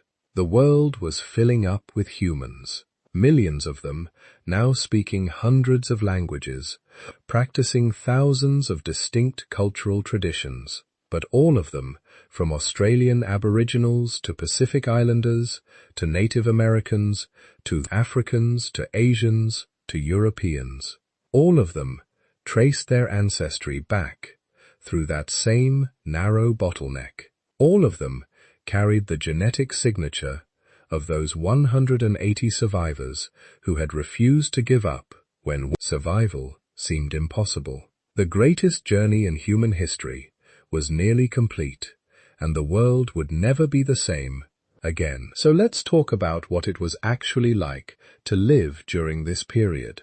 Not the grand sweeping narratives of species expansion and technological innovation, but the daily reality of being human 40,000 years ago. What did you eat? How did you stay warm? What killed you? And what made life worth living? Because the truth is, Ice Age humans weren't just surviving. They were building lives, raising families, creating art, telling stories, laughing around fires. They were fully human in every way that mattered. And understanding their daily existence tells us more about who we are than any amount of genetic analysis ever could. Let's start with food, because everything in Ice Age life revolved around getting enough calories to survive. The humans who spread across Eurasia during the Ice Age were entering a world of incredible abundance if you knew how to exploit it. These weren't the depleted ecosystems that modern humans inherited. This was peak megapora territory. Europe and Asia were populated by creatures that would seem fantastical today. Woolly mammoths, standing 13 feet tall at the shoulder, giant ground sloths, cave bears that weighed over a ton, woolly rhinoceroses, giant elk with antlers spanning 12 feet, herds of horses, bison, and reindeer so vast they darkened the landscape when they migrated. For Ice Age humans, these animals weren't just food sources. They were walking resource packages. A single mammoth could provide several tons of meat, enough to feed a band of 30 people for months if preserved properly. The hide could be used for shelter construction or warm clothing. The bones became tools, tent supports, and fuel for fires when wood was scarce. The fat rendered into oil for lamps that could light caves through long winter nights. The sinus became cordage, stronger than any plant fiber. But killing a mammoth wasn't simple. These were intelligent, dangerous animals that could easily kill a human with a single blow. The hunt required planning, coordination, and sophisticated tactics that tell us volumes about Ice Age social organization. Archaeological sites across Europe show evidence of systematic hunting strategies that would make modern military tacticians proud. Groups would scout mammoth movements for days, learning their patterns, identifying vulnerable individuals. Older animals, or juveniles, separated from the herd, were preferred targets. Then they would set up the kill zone.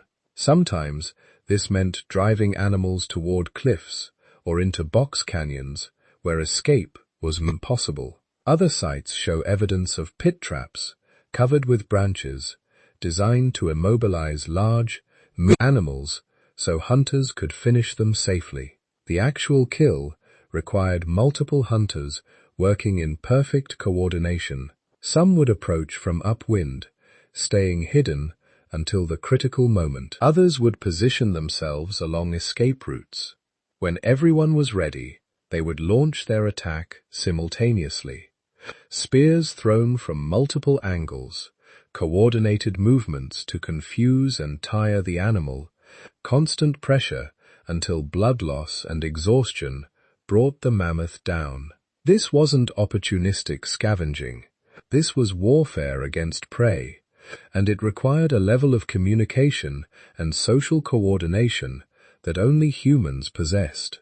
But mammoth hunting was the high-risk, high-reward strategy. Most days, Ice Age humans ate much more modest fare. Archaeological excavations of living sites show an incredibly diverse diet. Fish bones are everywhere, evidence that rivers and lakes provided reliable protein, not just large fish either.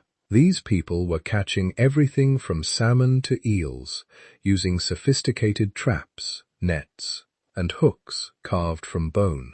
Shellfish maidens along ancient coastlines show massive consumption of mollusks, mussels, oysters, clams. Modern people often think of shellfish as a delicacy, but for Ice Age humans, they were reliable calories that required minimal effort to collect. A few hours gathering along a beach could provide a day's worth of food for an entire family. They were also eating birds, eggs during nesting season, turtles, snakes, pretty much anything that moved slowly enough to catch. The bone assemblages from Ice Age sites look like modern Chinese markets. If it had meat on it, humans figured out how to eat it. Plant foods were equally important, especially during warmer months. Roots, tubers, nuts, berries, wild grains. The real skill wasn't just finding these resources, but knowing when and where they'd be available. Ice Age humans developed encyclopedic knowledge of their territories. They knew which hillsides got sun first in spring and would have the earliest shoots. They knew which caves stayed above freezing and winter and could support edible fungi. They understood seasonal patterns well enough to return to specific locations year after year, at exactly the right time to harvest particular resources. This knowledge was passed down through generations, probably through stories and songs that encoded practical information in memorable forms. Your grandmother didn't just tell you to check the South-Hacing Valley in early spring. She told you the story of how Ancestor Car found life-saving roots there during the Great Hunger, making it a narrative you'd remember and teach your own grandchildren. But knowing where food was didn't make gathering it safe or easy. Ice Age humans lived in a world where they weren't always the apex predator. Cave lions, larger than modern African lions, hunted the same territories. Cave bears, massive and aggressive, competed for shelter sites. Saber-toothed cats, though rare by this period, still existed in some regions. Packs of dire wolves hunted cooperatively, just like humans did. Every time you left the safety of your camp, you were entering an environment where something might be hunting you. The skeletal remains from this period tell brutal stories, bones bearing the marks of predator attacks, evidence of infections that followed animal bites, injuries from hunting accidents that never properly healed. Ice Age life was dangerous in ways modern humans can barely imagine, and that danger shaped social organization in fundamental ways. Ice Age humans lived in bands, extended family groups, that typically numbered between 25 and 50 individuals. This wasn't arbitrary. Groups smaller than 25 struggled to accomplish tasks that required multiple people, like driving game during hunts or maintaining fires constantly. Groups larger than 50 had trouble finding enough food in one area and faced increasing social conflicts as too many personalities tried to coexist in tight quarters. Within these bands, everyone had roles, but those roles weren't as rigidly defined as we once thought. The old idea that men hunted while women gathered turns out to be oversimplified. Recent archaeological analysis of burial sites shows both men and women buried with hunting, weapons, skeletal stress markers indicating repetitive spear throwing show up in both sexes. What seems to have actually happened is more flexible. During large communal hunts, everyone participated who was physically capable. During daily subsistence activities, people did whatever needed doing. The division wasn't strictly by gender, but by capability, experience, and immediate necessity. What was important was cooperation. Ice Age bands survived through mutual support that went far beyond simple family ties. They shared food systematically, not just within immediate families, but across the entire band. Archaeological sites show communal cooking areas where large animals were processed and distributed. This wasn't generosity, it was insurance. Today I bring down a deer and share it with the band. Tomorrow when I come back empty-handed, someone else shares their catch with me. Over time, everyone benefits from this reciprocal altruism.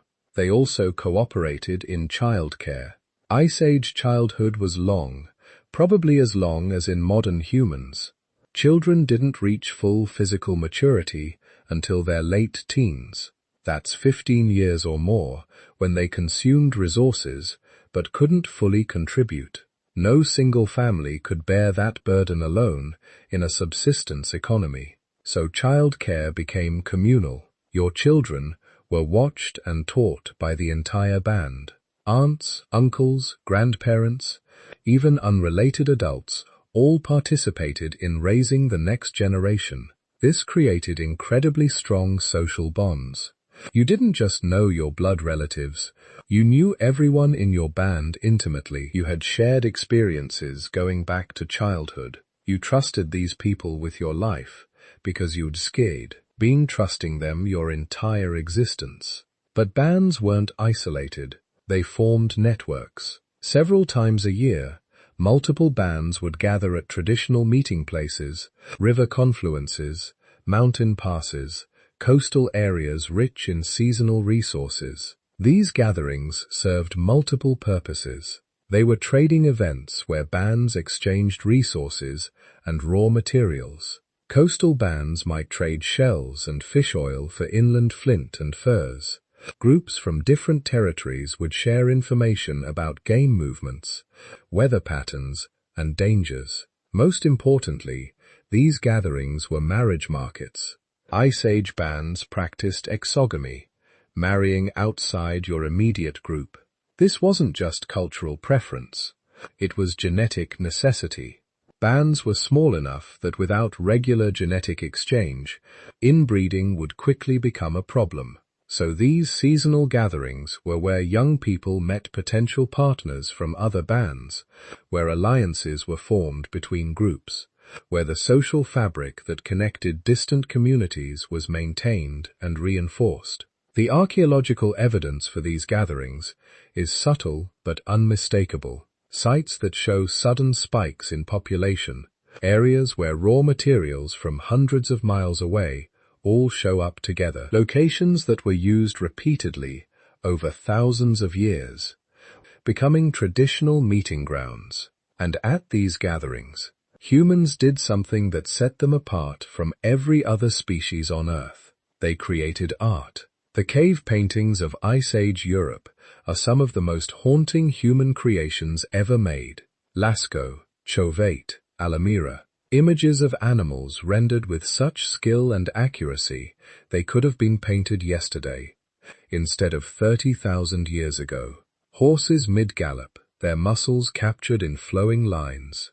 Bison charging, heads lowered, conveying raw power in ochre and charcoal. Lions stalking, mammoths in profile, even rhinoceroses and bears.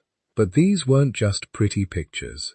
They were something more profound. Recent analysis of cave art placement shows it wasn't random. Paintings appear in specific acoustic chambers, places where sound resonates and echoes. There's evidence of musical instruments, bone flutes, capable of playing complex melodies. Hand stencils appear on walls and clusters, suggesting group participation. The paintings aren't just in easy-to-reach places. Many are in deep cave systems, requiring hours of crawling through dangerous passages to reach. What archaeologists now think is that these caves were sacred spaces, places where Ice Age humans went to perform rituals, tell stories, connect with something larger than daily survival. The paintings might have been aids to storytelling, visual references while shamans recounted the histories and mythologies of their people. The acoustic properties suggest singing or chanting, religious experiences that combined visual art with music and narrative. The Venus figurines, scattered across Ice Age Europe and Asia, support this interpretation. These small carved figures, usually depicting women with exaggerated sexual characteristics, aren't crude pornography. They're religious objects. Many show evidence of being carried for long periods. Their features worn smooth by handling. They appear in burial sites and in what seem to be domestic shrines. They probably represented fertility, life force, the continuation of the band through successful reproduction. And speaking of burials, Ice Age humans buried their dead with care that suggests complex beliefs about death and perhaps an afterlife. The earliest modern human burials show bodies placed in specific positions, often on their sides, in sleeping postures.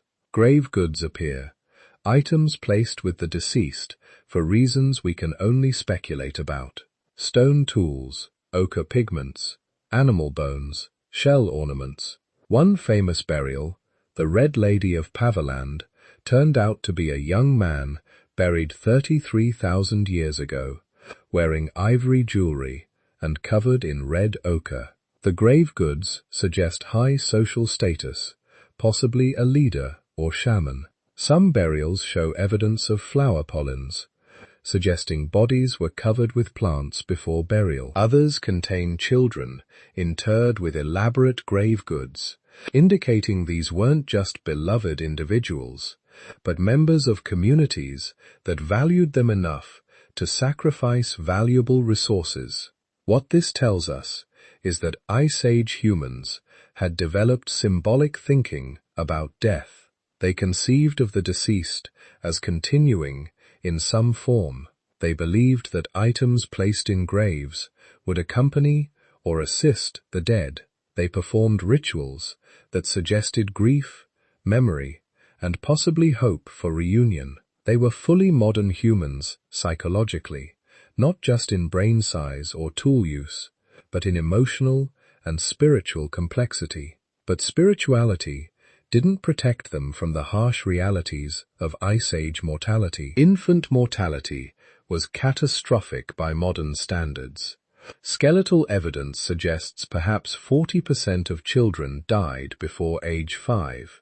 Childhood diseases that we prevent with vaccines were death sentences. Infections killed quickly and inevitably. Diarrheal diseases from contaminated food or water could dehydrate a child in days. Respiratory infections during cold winters claimed countless lives. Adults fared somewhat better, but not by much. The average life expectancy was probably around 35 years. Not because people couldn't live longer, many did, but because so many died young that the average stayed low. Hunting accidents, predator attacks, infections from minor wounds that turned septic. A broken leg could be a death sentence if it didn't heal properly. Dental infections could spread to the bloodstream, causing fatal sepsis. Archaeological remains show evidence of trauma that would make modern emergency room doctors, WSE, healed fractures that set incorrectly, leaving people with permanent disabilities. Arthritis so severe it must have made every movement agony, where patterns on teeth suggesting people use their mouths as tools, holding hides while scraping them, wearing down enamel until infections reach the pulp. But they also show evidence of compassion, individuals who survived injuries that should have been fatal, which means others cared for them during recovery. A man from Shanidar Cave in Iraq lived for years after losing the use of one arm, his teeth, and probably one eye. He couldn't have hunted or gathered effectively. The only way he survived was through support from his band. They kept him alive because he was one of them, because his knowledge and experience had value even if his body was broken. We also see evidence of violence between groups.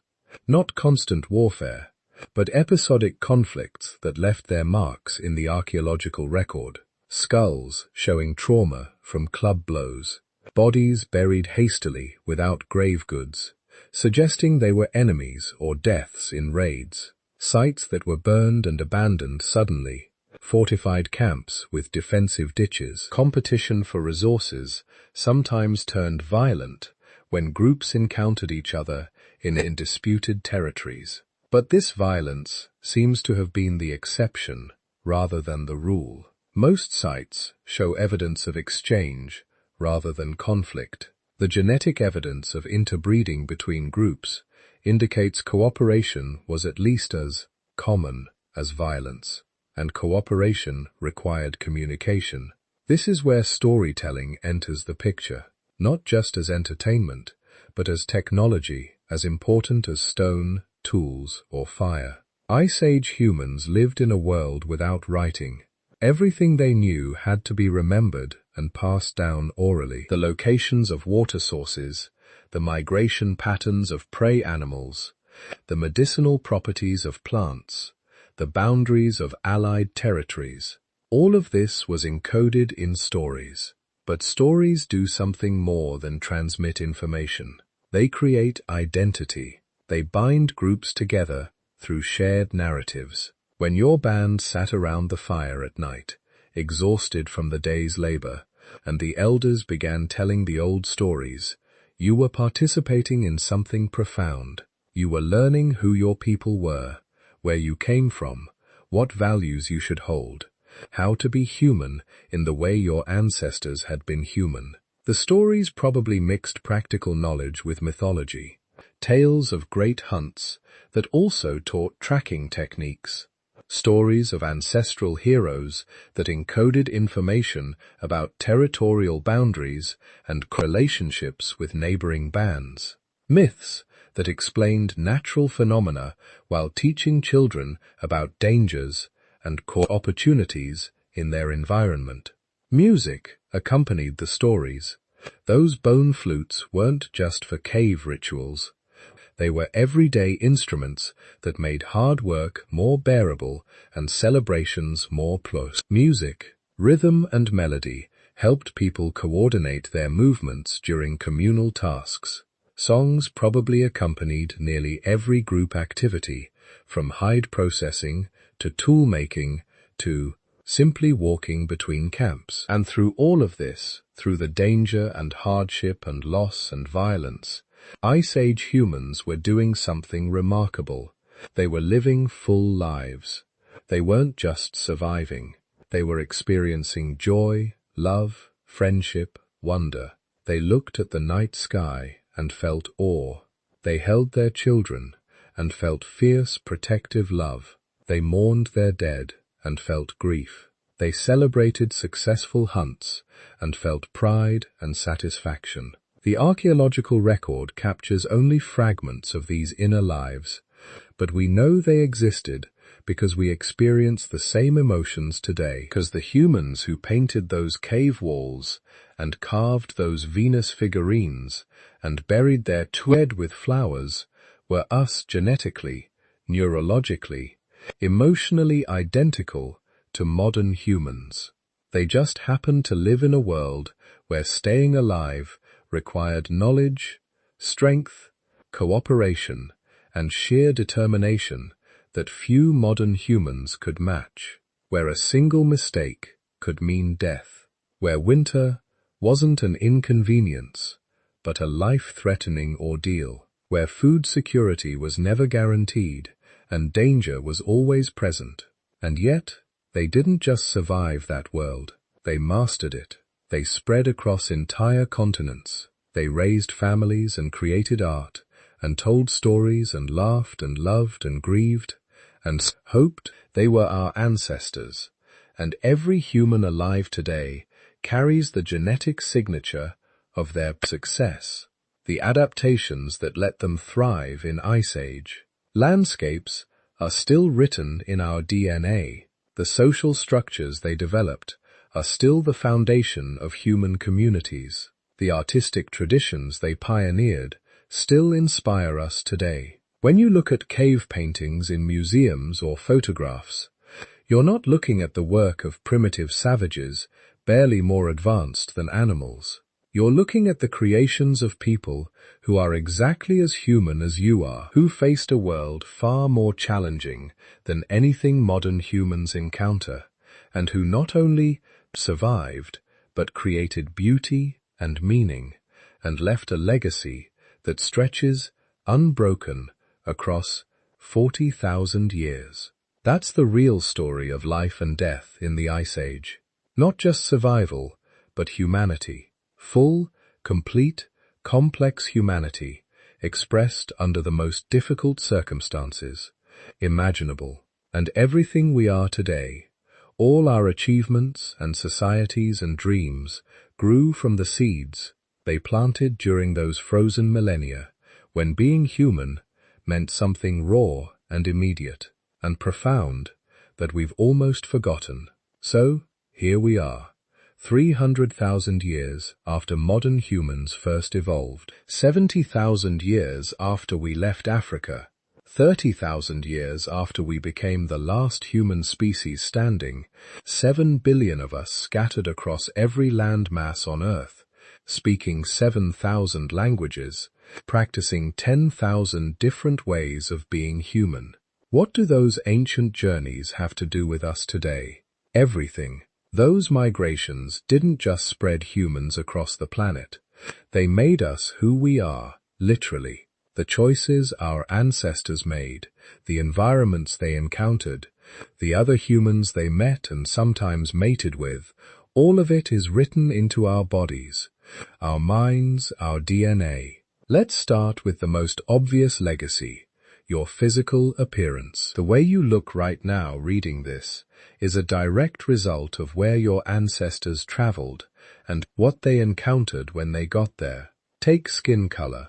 This is probably the most visible human variation, and it is entirely about those ancient migrations. When modern humans lived exclusively in Africa, they had dark skin, high melanin production, protected against intense UV radiation near the equator. This wasn't just cosmetic. Too much UV exposure destroys folate, a vitamin crucial for reproduction and fetal development.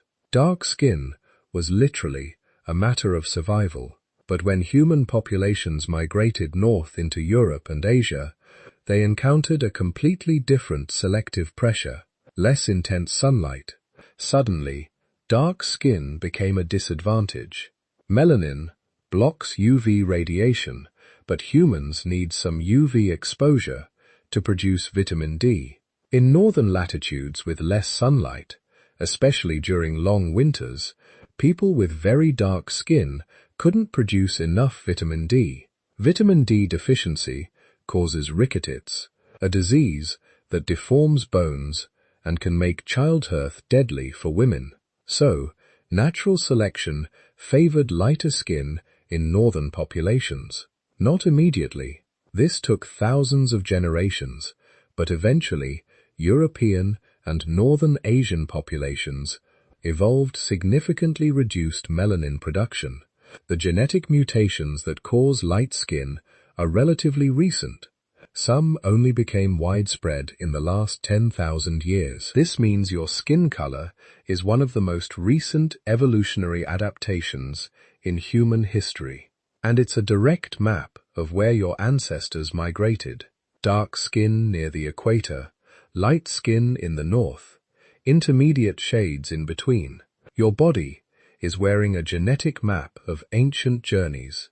Eye color works similarly. Brown eyes are the ancestral human trait. We all had brown eyes in Africa, but populations that migrated to northern Europe developed a mutation that reduces melanin production in the iris. Blue, green, and gray eyes are all recent evolutionary developments, probably appearing within the last 10,000 years. If you have blue eyes, your ancestors were almost certainly part of the European migration, and that genetic variant can be traced back to a single individual who lived near the Black Sea.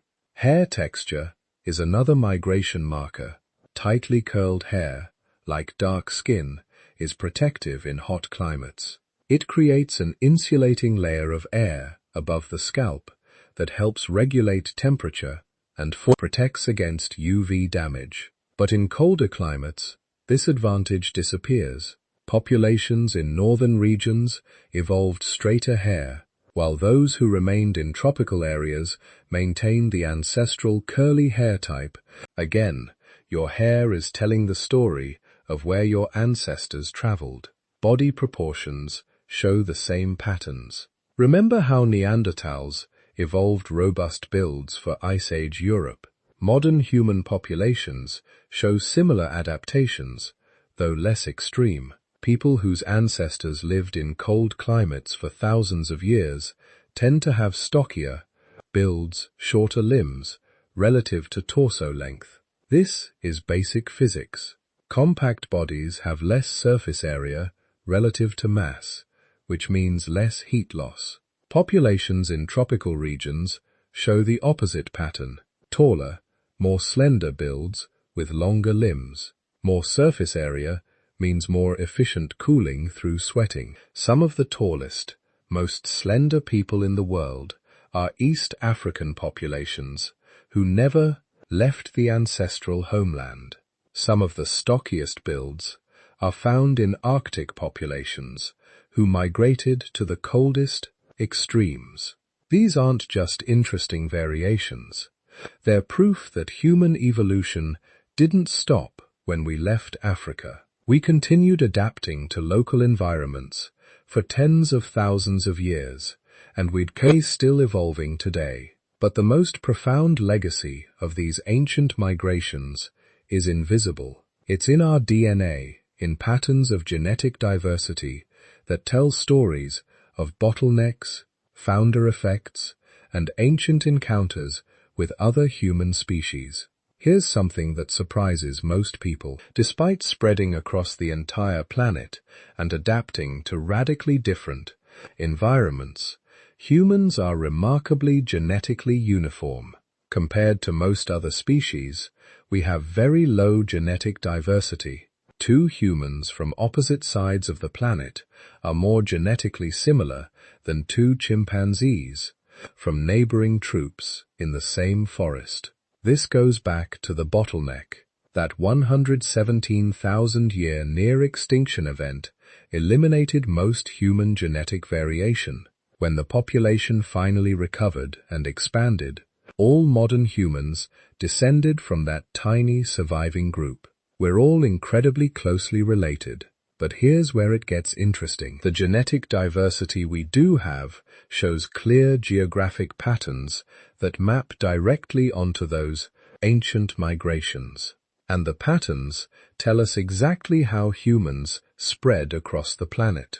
The highest genetic diversity in the world is found in Africa, specifically in populations that still live near the regions where modern humans first evolved. Sand people of southern Africa, for example, show more genetic variation within their population than exists in all of Europe, Asia, and the Americas combined. This is exactly what you'd expect if modern humans originated in Africa, and then small groups migrated outward. The homeland population retained the most genetic diversity. Each migrating group carried only a subset of that diversity, creating what geneticists call founder effects. Think of it like this. Imagine you have a jar containing 10,000 different colored marbles. That's the African population, maximum genetic diversity. Now you reach in and grab a handful, maybe 100 marbles. That's your migrating population. Those 100 marbles won't represent all 10,000 colors. They're a sample, and they've lost most of the original diversity just through random chance. Then your handful of 100 different colored marbles becomes the starting population for a new region. All the genetic diversity in that region will come from just those 100 marbles. You can never have more variety than you started with. In fact, you'll probably have less because some colors will get lost along the way. That's a founder effect, and it happened repeatedly as humans migrated around the planet. The genetic data shows this pattern perfectly. European populations have less genetic diversity than Middle Eastern populations. East Asian populations have roughly similar diversity to Europeans, but with different genetic variants. Native American populations have even less diversity, consistent with them being founded by a small group that crossed from Asia into the Americas. Pacific Islander populations show the most extreme founder effects. Polynesian groups who sailed to remote islands like Hawaii, Easter Island, and New Zealand descended from incredibly small founding populations, sometimes just a few dozen individuals. Their genetic diversity is correspondingly limited.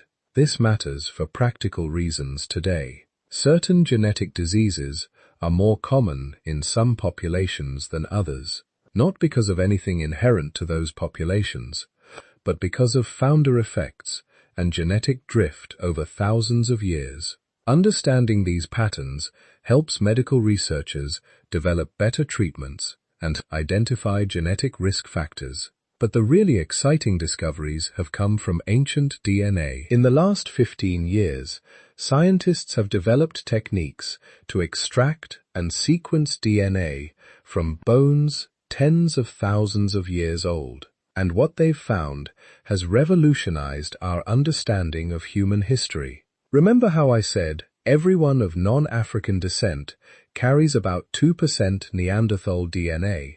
That was discovered through ancient DNA analysis. Scientists sequenced the Neanderthal genome and compared it to modern human genomes. The overlap was unmistakable. Our ancestors had interbred with Neanderthals and were still carrying their genes. But it gets more interesting. Those Neanderthal gene variants aren't random. They're clustered in parts of our genome that affect specific traits. Some Neanderthal genes help with immune function. We literally inherited parts of our immune system from Neanderthals, ready-made adaptations to European diseases that modern humans would otherwise have taken thousands of years to evolve resistance to. Other Neanderthal genes affect skin and hair. Some of the genetic variants that cause red hair and fair skin in Europeans came from Neanderthals.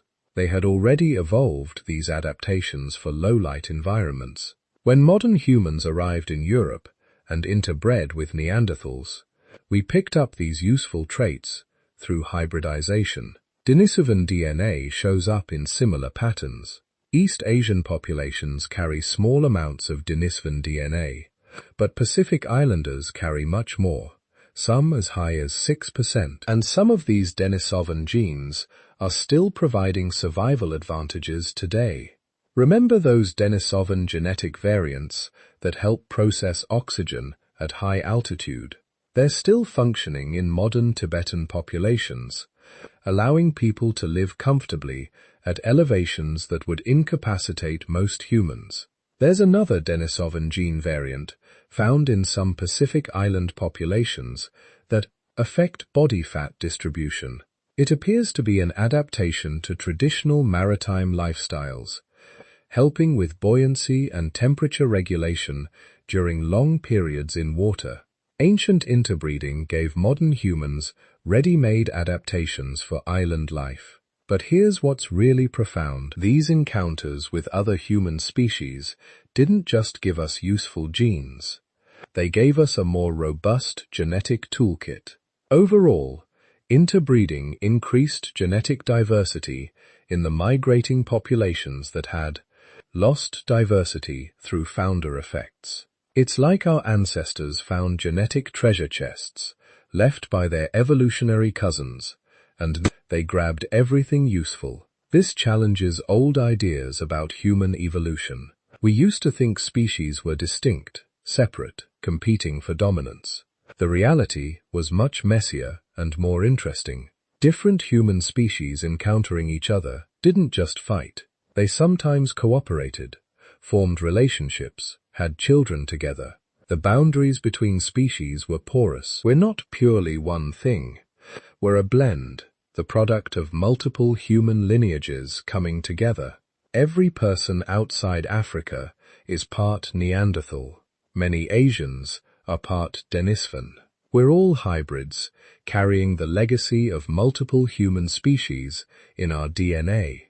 Recent discoveries keep adding complications to this story. In 2019, scientists announced they'd found a bone fragment from a teenage girl who lived 90,000 years ago. DNA analysis revealed she was a first-generation hybrid. Her mother was Neanderthal. Her father was Denisovan. Two different human species had met, formed a relationship, and had a child, and we found her. Other discoveries suggest there may have been additional human species we haven't even identified yet. Some African populations carry genetic variants that don't match any known human lineage, suggesting interbreeding with an unknown, archaic human species that lived in Africa. We're calling them ghost populations because they've left genetic evidence, but no fossils we've identified yet. In Asia, some genetic patterns suggest encounters with another unknown human species, different from Denisovans. The DNA evidence is there, but we don't know who they were or what happened to them. The story keeps getting more complex. Every new ancient DNA sample, every new fossil find, reveals another chapter we didn't know existed. Human evolution wasn't a simple tree with clearly defined branches. It was a braided river, multiple streams flowing separately, but occasionally merging, exchanging genetic material, splitting apart again. This has profound implications for how we understand human diversity today. The physical and genetic differences between human populations aren't ancient divisions. They're recent adaptations to local environments, combined with small amounts of DNA from encounters with other human species. We're not separate races with deep biological distinctions.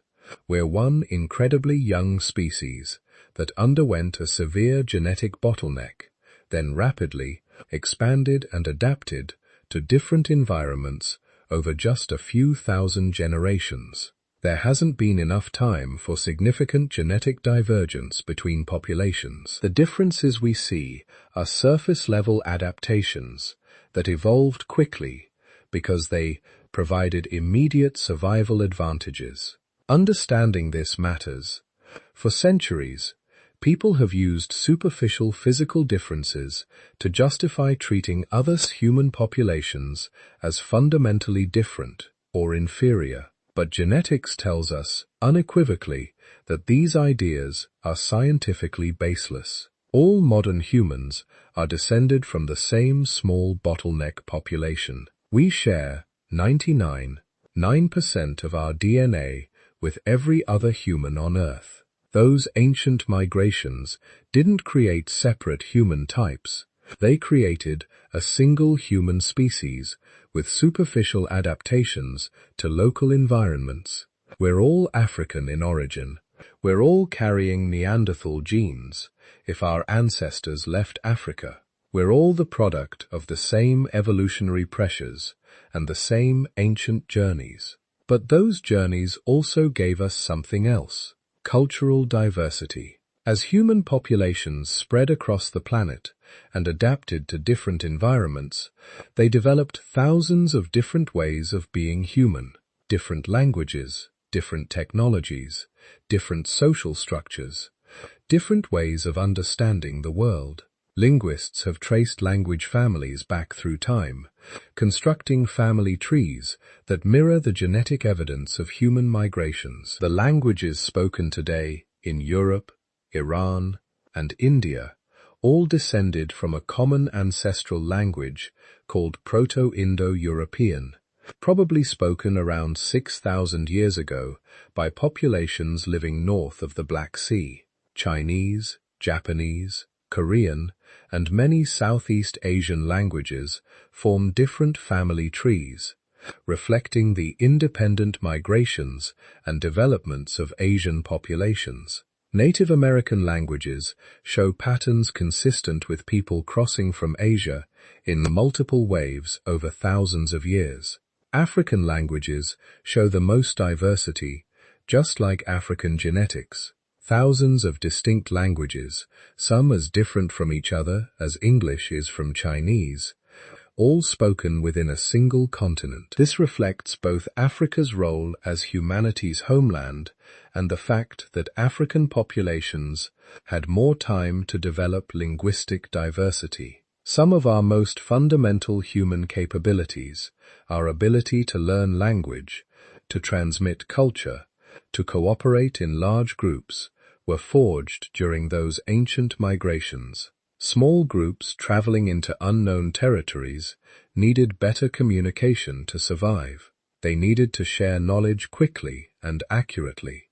They needed to maintain relationships across distances. These pressures refined human cognitive abilities. The people who survived those journeys were the ones who could adapt quickly, learn new skills, communicate effectively, and work together to solve unprecedented challenges. We inherited those capabilities. They're what allow modern humans to live everywhere, from Arctic tundra to tropical rainforests to orbiting space stations. But we've also inherited the vulnerabilities. Remember those founder effects and bottlenecks? They didn't just reduce genetic diversity, they increased our susceptibility to certain genetic diseases. Small populations going through bottlenecks accumulate harmful mutations that would normally be eliminated by natural selection in larger populations. This is why some genetic diseases are more common in certain populations. Tay-Sachs disease in Ashkenazi Jewish populations. Sickle cell anemia in populations from malarial regions. Cystic fibrosis in Northern European populations. These aren't because these populations are inherently weaker. They're the result of founder effects, bottlenecks, and in some cases, mutations that provided advantages in certain environments, but cause problems when carried in two copies. Understanding this helps us develop better medical treatments and genetic screening programs. It also reminds us that human genetic diversity, limited as it is precious. Every population carries unique genetic variants that might prove valuable in the future. When populations go extinct or are absorbed into others, we lose genetic diversity that took thousands of years to develop. The legacy of those ancient journeys is also visible in how we think about ourselves. The human tendency to identify with groups, to see the world as us versus them, probably evolved during those migrations.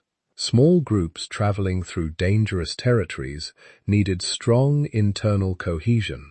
They needed to trust and cooperate with group members while being wary of outsiders who might compete for the same resources. This served us well for hundreds of thousands of years. But in today's interconnected world, it creates problems. We still tend to categorize people by appearance, language, and culture. Despite knowing these differences are superficial, we're running software evolved for small group cooperation in a world that requires global cooperation. But here's the hopeful part. We also inherited the capacity for innovation, flexibility, and cultural exchange that allowed our ancestors to thrive. Modern humans succeeded not because we were the strongest, or the fastest, or even the smartest. We succeeded because we could adapt, learn, and work together. Today, we face challenges our ancestors couldn't have imagined: climate change, global pandemics, resource depletion, nuclear weapons. These threats require cooperation on scales far beyond anything humans evolved for. But the same qualities that carried our ancestors through the bottleneck and around the planet give us hope. We can adapt, we can innovate, we can cooperate when survival demands it. The story of human migration is ultimately a story of resilience, a species that came within a few thousand individuals of extinction, a population that faced climates and environments that should have been impossible to survive. Groups that walked into the unknown with nothing but stone tools and their wits, and not only survived, but thrived. Every person alive today is descended from those survivors. We carry their genes, their adaptations, their ingenuity. When you face a challenge that seems impossible, remember your ancestors survived the bottleneck. They walked out of Africa into an unknown world. They crossed deserts and oceans. They survived ice ages. They built the first civilizations. You carry that legacy in every cell of your body. Those ancient journeys made us who we are: adaptable, innovative, resilient, capable of incredible things when necessity demands it. The scientific mysteries remain. We're still finding new fossils, sequencing new ancient genomes, discovering new evidence of forgotten human species and unknown migrations. Every few years, a new discovery rewrites part of the story. That 900,000-year-old bottleneck I told you about, we only discovered that in 2023. The Denis of a Neanderthal hybrid girl, 2019. Evidence of humans in the Americas, earlier than we thought, just discovered in the last few years. The story of human origins and migrations is still being written, but what we know so far is extraordinary. And it all connects back to you right now. Wherever you are the product of the greatest journey ever told. And that journey isn't over yet. So, here we are, the end of the greatest journey ever told. From a population of 1,280 survivors huddled in small groups across Africa, clinging to existence through 117,000 years of environmental hell, to 8 billion people spread across every continent, living in cities that would seem like magic to our ancient ancestors. That's what happened to the early humans who left Africa. They survived, they adapted, they thrived, they encountered their evolutionary cousins, and sometimes fought them, sometimes loved them, sometimes both. They crossed deserts that would kill modern explorers in days. They navigated open oceans in boats we can barely imagine. They walked across ice sheets a mile thick and hunted animals that could crush them with a single blow. And they won. Not because they were the strongest, Neanderthals were stronger, not because they were perfectly adapted to any particular environment. Denisovan had already claimed those specialized niches. They won because they were flexible, adaptable, capable of looking at impossible challenges and figuring out solutions that had never been tried before. Every technological innovation we discussed, from hafted spears to sewn clothing to boat building, represents someone having an idea that had never been thought before. Someone looking at a problem and imagining a solution that didn't yet exist. That's the real legacy of the bottleneck. Not just survival, but the capacity for endless innovation. Think about what that means. Your ancestors, whoever you are, wherever you're watching this from, survived a population bottleneck that reduced humanity to its absolute minimum viable number. They survived ice ages that lasted tens of thousands of years. They crossed oceans before they had compasses or maps. They settled in rainforests, mountains, deserts, tundra, islands, every possible environment this planet could throw at them. And they did it with stone tools, with fire, with nothing but their intelligence, their cooperation, and their stubborn refusal to give up when things got hard. The DNA evidence tells us that everyone outside Africa carries Neanderthal genes. Everyone with Asian or Pacific ancestry carries Denisovan genes. We're all walking testaments to those ancient encounters, to the moments when our ancestors met other human species and chose connection over conflict, at least sometimes.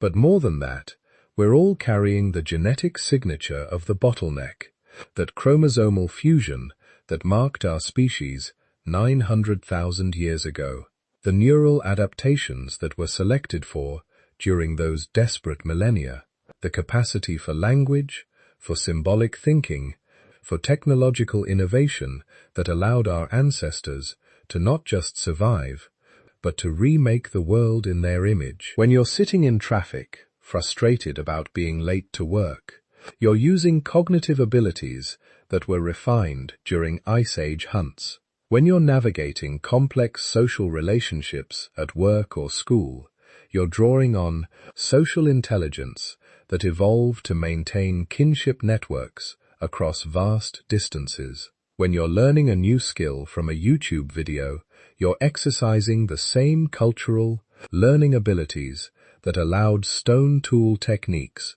to spread across continents. The archaeological record shows us the physical remains of this journey. Stone tools scattered across migration routes, cave paintings that mark the emergence of symbolic thought, burial sites that reveal increasingly complex spiritual beliefs. But the real story is written in our DNA and in our behavior. We are the species that survived the unsurvivable, the population that bounced back from the very edge of extinction, the descendants of people who looked at frozen wastelands and open oceans and endless deserts and decided to cross them anyway. That's not just history, that's heritage. Your heritage, regardless of where you're from or what you look like, 'cause all modern humans trace back to that same small population of African survivors. All of us carry the legacy of their determination, their adaptability, their refusal to accept that any challenge was truly impossible. So the next time you're facing something difficult, something that seems insurmountable, remember that you come from a lineage that survived literal extinction events. You carry genes that were forged in the crucible of the worst climate disaster in human history. You possess cognitive abilities that were refined over hundreds of thousands of years of continuous adaptation to changing circumstances. The ancient footsteps that carried humanity from Africa to every corner of the globe still echo in your DNA. The curiosity that drove them to see what was beyond the next horizon lives in your mind. The courage that allowed them to venture into unknown territories, facing unknown dangers, beats in your heart. We are their legacy. Every achievement of modern civilization, every technology, every work of art, every through to scientific discovery, traces back to the survival traits that were selected for during the bottleneck and refined during the great migrations that followed. The early humans who left Africa didn't just survive, they created us. Everything we are, everything we've accomplished, everything we're capable of becoming, started with those ancient travelers who looked at an unknown world and decided to explore it. That's what happened to them. They became us. If you would like to hear more stories like this, I would be honored to have you subscribe. It means more than you know to know that someone out there is listening. And as always, be gentle with yourself tonight. Rest well. Let the weight of the day slip away like water over stone. You have done enough. You have been enough. And there will always be another story waiting for you when you return. Good night.